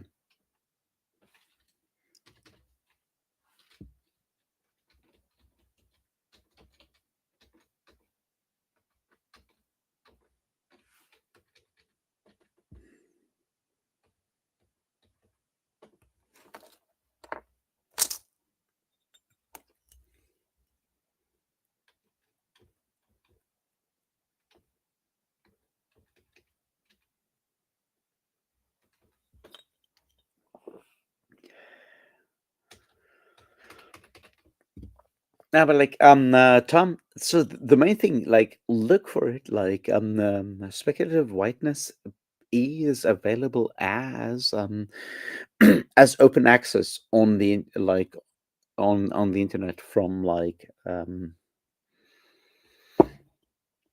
don't think I can actually share the link because it's not like a YouTube link, but like if you look for Jordan S. Carroll speculative whiteness, there's a open access online version of that, so you don't have to pay money for it. You can just like read it online officially as an open access document because it is, you know, an academic text.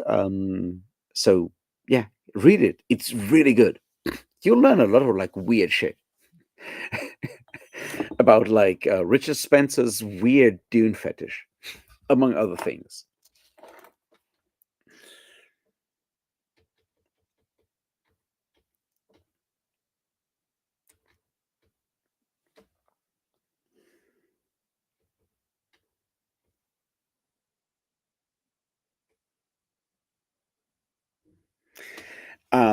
Nalo Hopkinson is absolutely fucking fascinating and amazing and brilliant. You should read. Everyone should read more Nalo Hopkinson, like short stories. Her last one, Blackheart Man, is so good. It's really good. It's interesting and fascinating and just like I don't know. It's yeah. Read more Nalo Hopkinson is what I'm saying.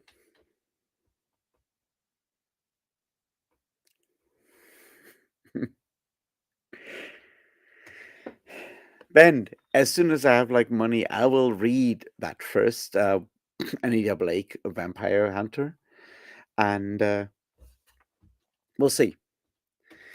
Um, Here's the thing: there's this like one booktube person, and I just tagged them in my last tag, and I don't know if they'll you know, react or whatever because of who they are or whatnot. I'd love to have a conversation with them about that kind of stuff. And they're like huge Twilight fan and all kinds of stuff. And I feel like I don't want to I don't want to talk about like I don't know Twilight, Anita Blake, that kind of stuff just as you know me. But having someone who comes from like a very different perspective would be really good. So I hope they say yes, and we'll see what happens. And I'd love that. We'll see. But yeah,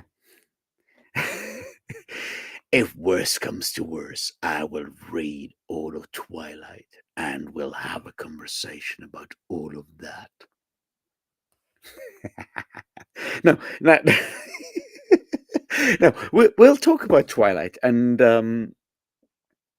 like with that like last video I did on like the whole like fucking romantasy romance thing. I feel like maybe I should just like go and just fucking read some fucking fourth fourth wing or whatever, and just like actually do the thing and just like, hey, here's how you can actually read those books. And like, I mean, obviously, like read them, enjoy them, whatever you want to do, right? You know what I mean? But like,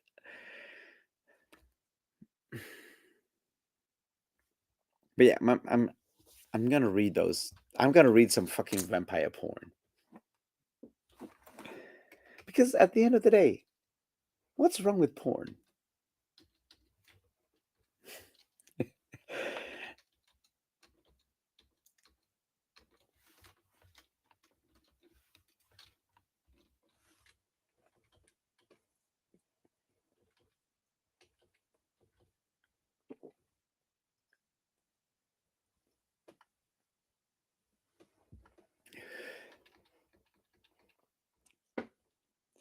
No, like, but that's kind of the point. Like, at the end of the day, like, will like Twilight actually be like a book that I enjoy? Probably not. But at this point, like Twilight has had such a huge impact on so many other authors. I think like reading it is worth it. You know what I mean? Like I'll learn something from it. I'll understand stuff. Should I also read Cassandra Clare? Probably not. Probably not. Who knows? I feel like if it comes to that, I'd probably skip Cassandra Clare, ignore all of that bullshit, and read one of the Sarah J. Maas whatever stuff. So yeah, Anita Blake, Twilight, and one SJM, and I guess that's kinda sort of like the very, very broad sort of like kind of thing. If I want to understand romantasy or super urban fantasy, romantasy, whatever kind of thing, like vampire porn.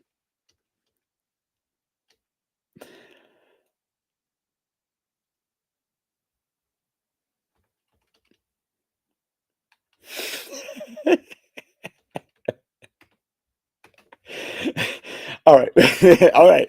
Let's do that.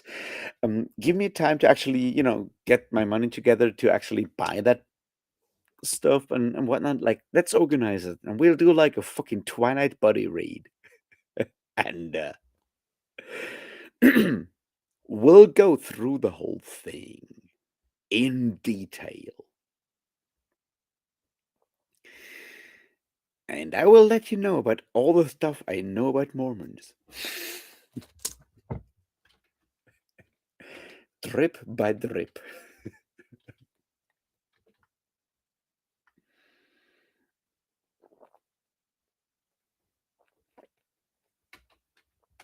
Thornell, I still want to read the Buffalo Hunter because that one sounds so good. I'm gonna read that one. And yeah, Fledgling. I mean, it's Octavia Butler, but like Buffalo Hunter, I was like, I wanted to read that like when it came out, and then I was distracted by other stuff, so it hasn't happened yet. But like, I'm very excited about the Buffalo Hunter.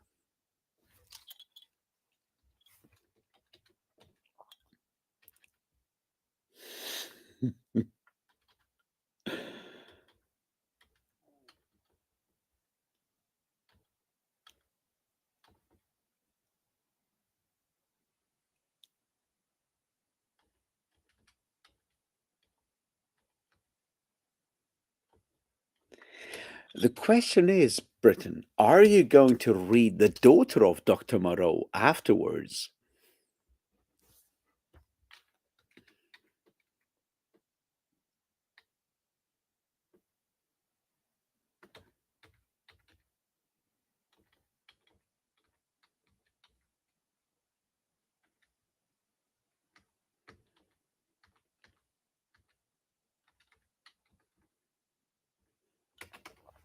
I haven't seen the latest Strangest Eon stuff yet, but like I feel like something awful.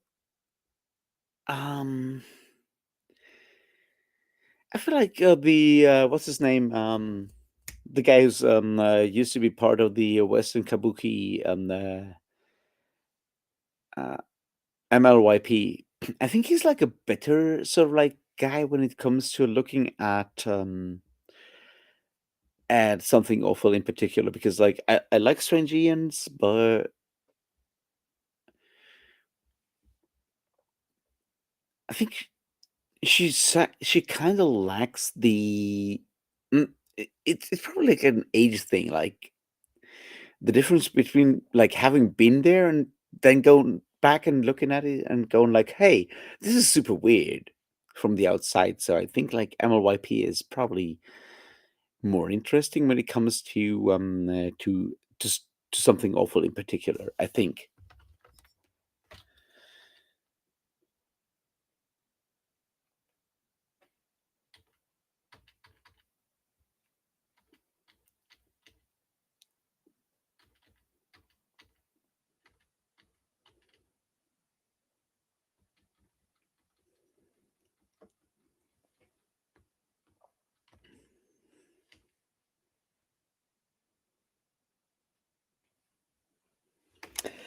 I think it still absolutely holds up. Like Time Machine, very much.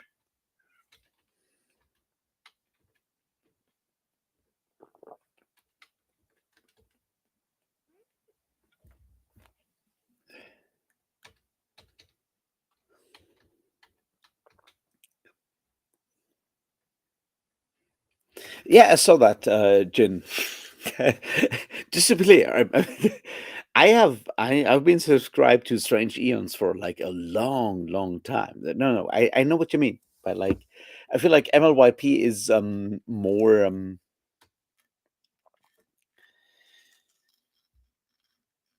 has a more academic approach to it. I think a less like, hey, how weird this shit is, and I like both. Like, it's a combination of both. I think.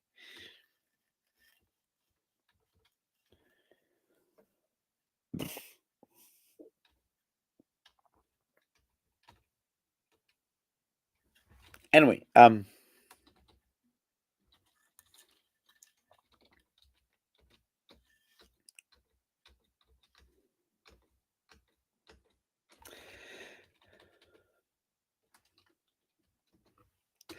right, let's actually end this slowly on a productive end. So what we'll do is I'm gonna read the Anita Blake thing, and we'll be I- I'll read Twilight, and I'm gonna read one of the Sarah J. Maas things, whatever that one was. I guess we'll have to settle on probably what's the fucking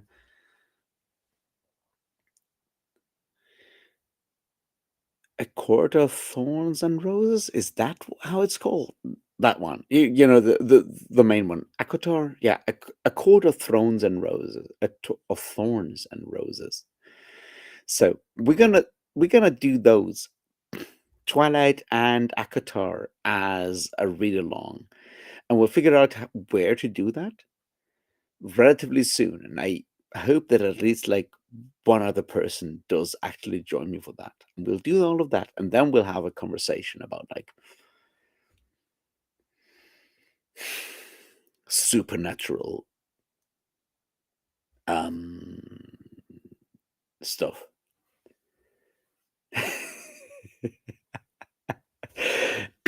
I hope so Bend and Tom, I'm counting on you.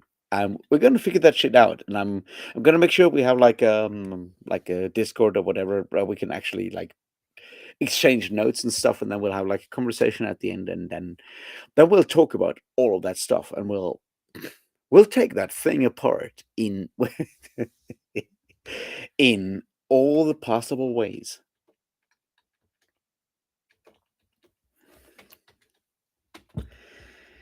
But that's like the project for the next couple of days to actually set it up.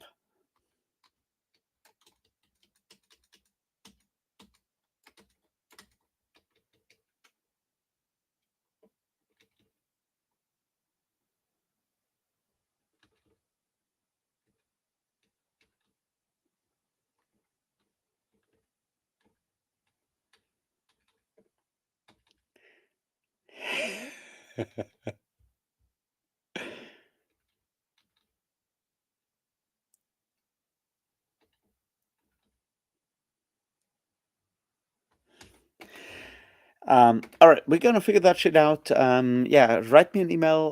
We're gonna figure that stuff out, and we're gonna do some. We're gonna figure that whole fucking romanticy thing out, and they may have a fourth wing, and then we'll bring our our fifth column to the fourth wing, or something like that.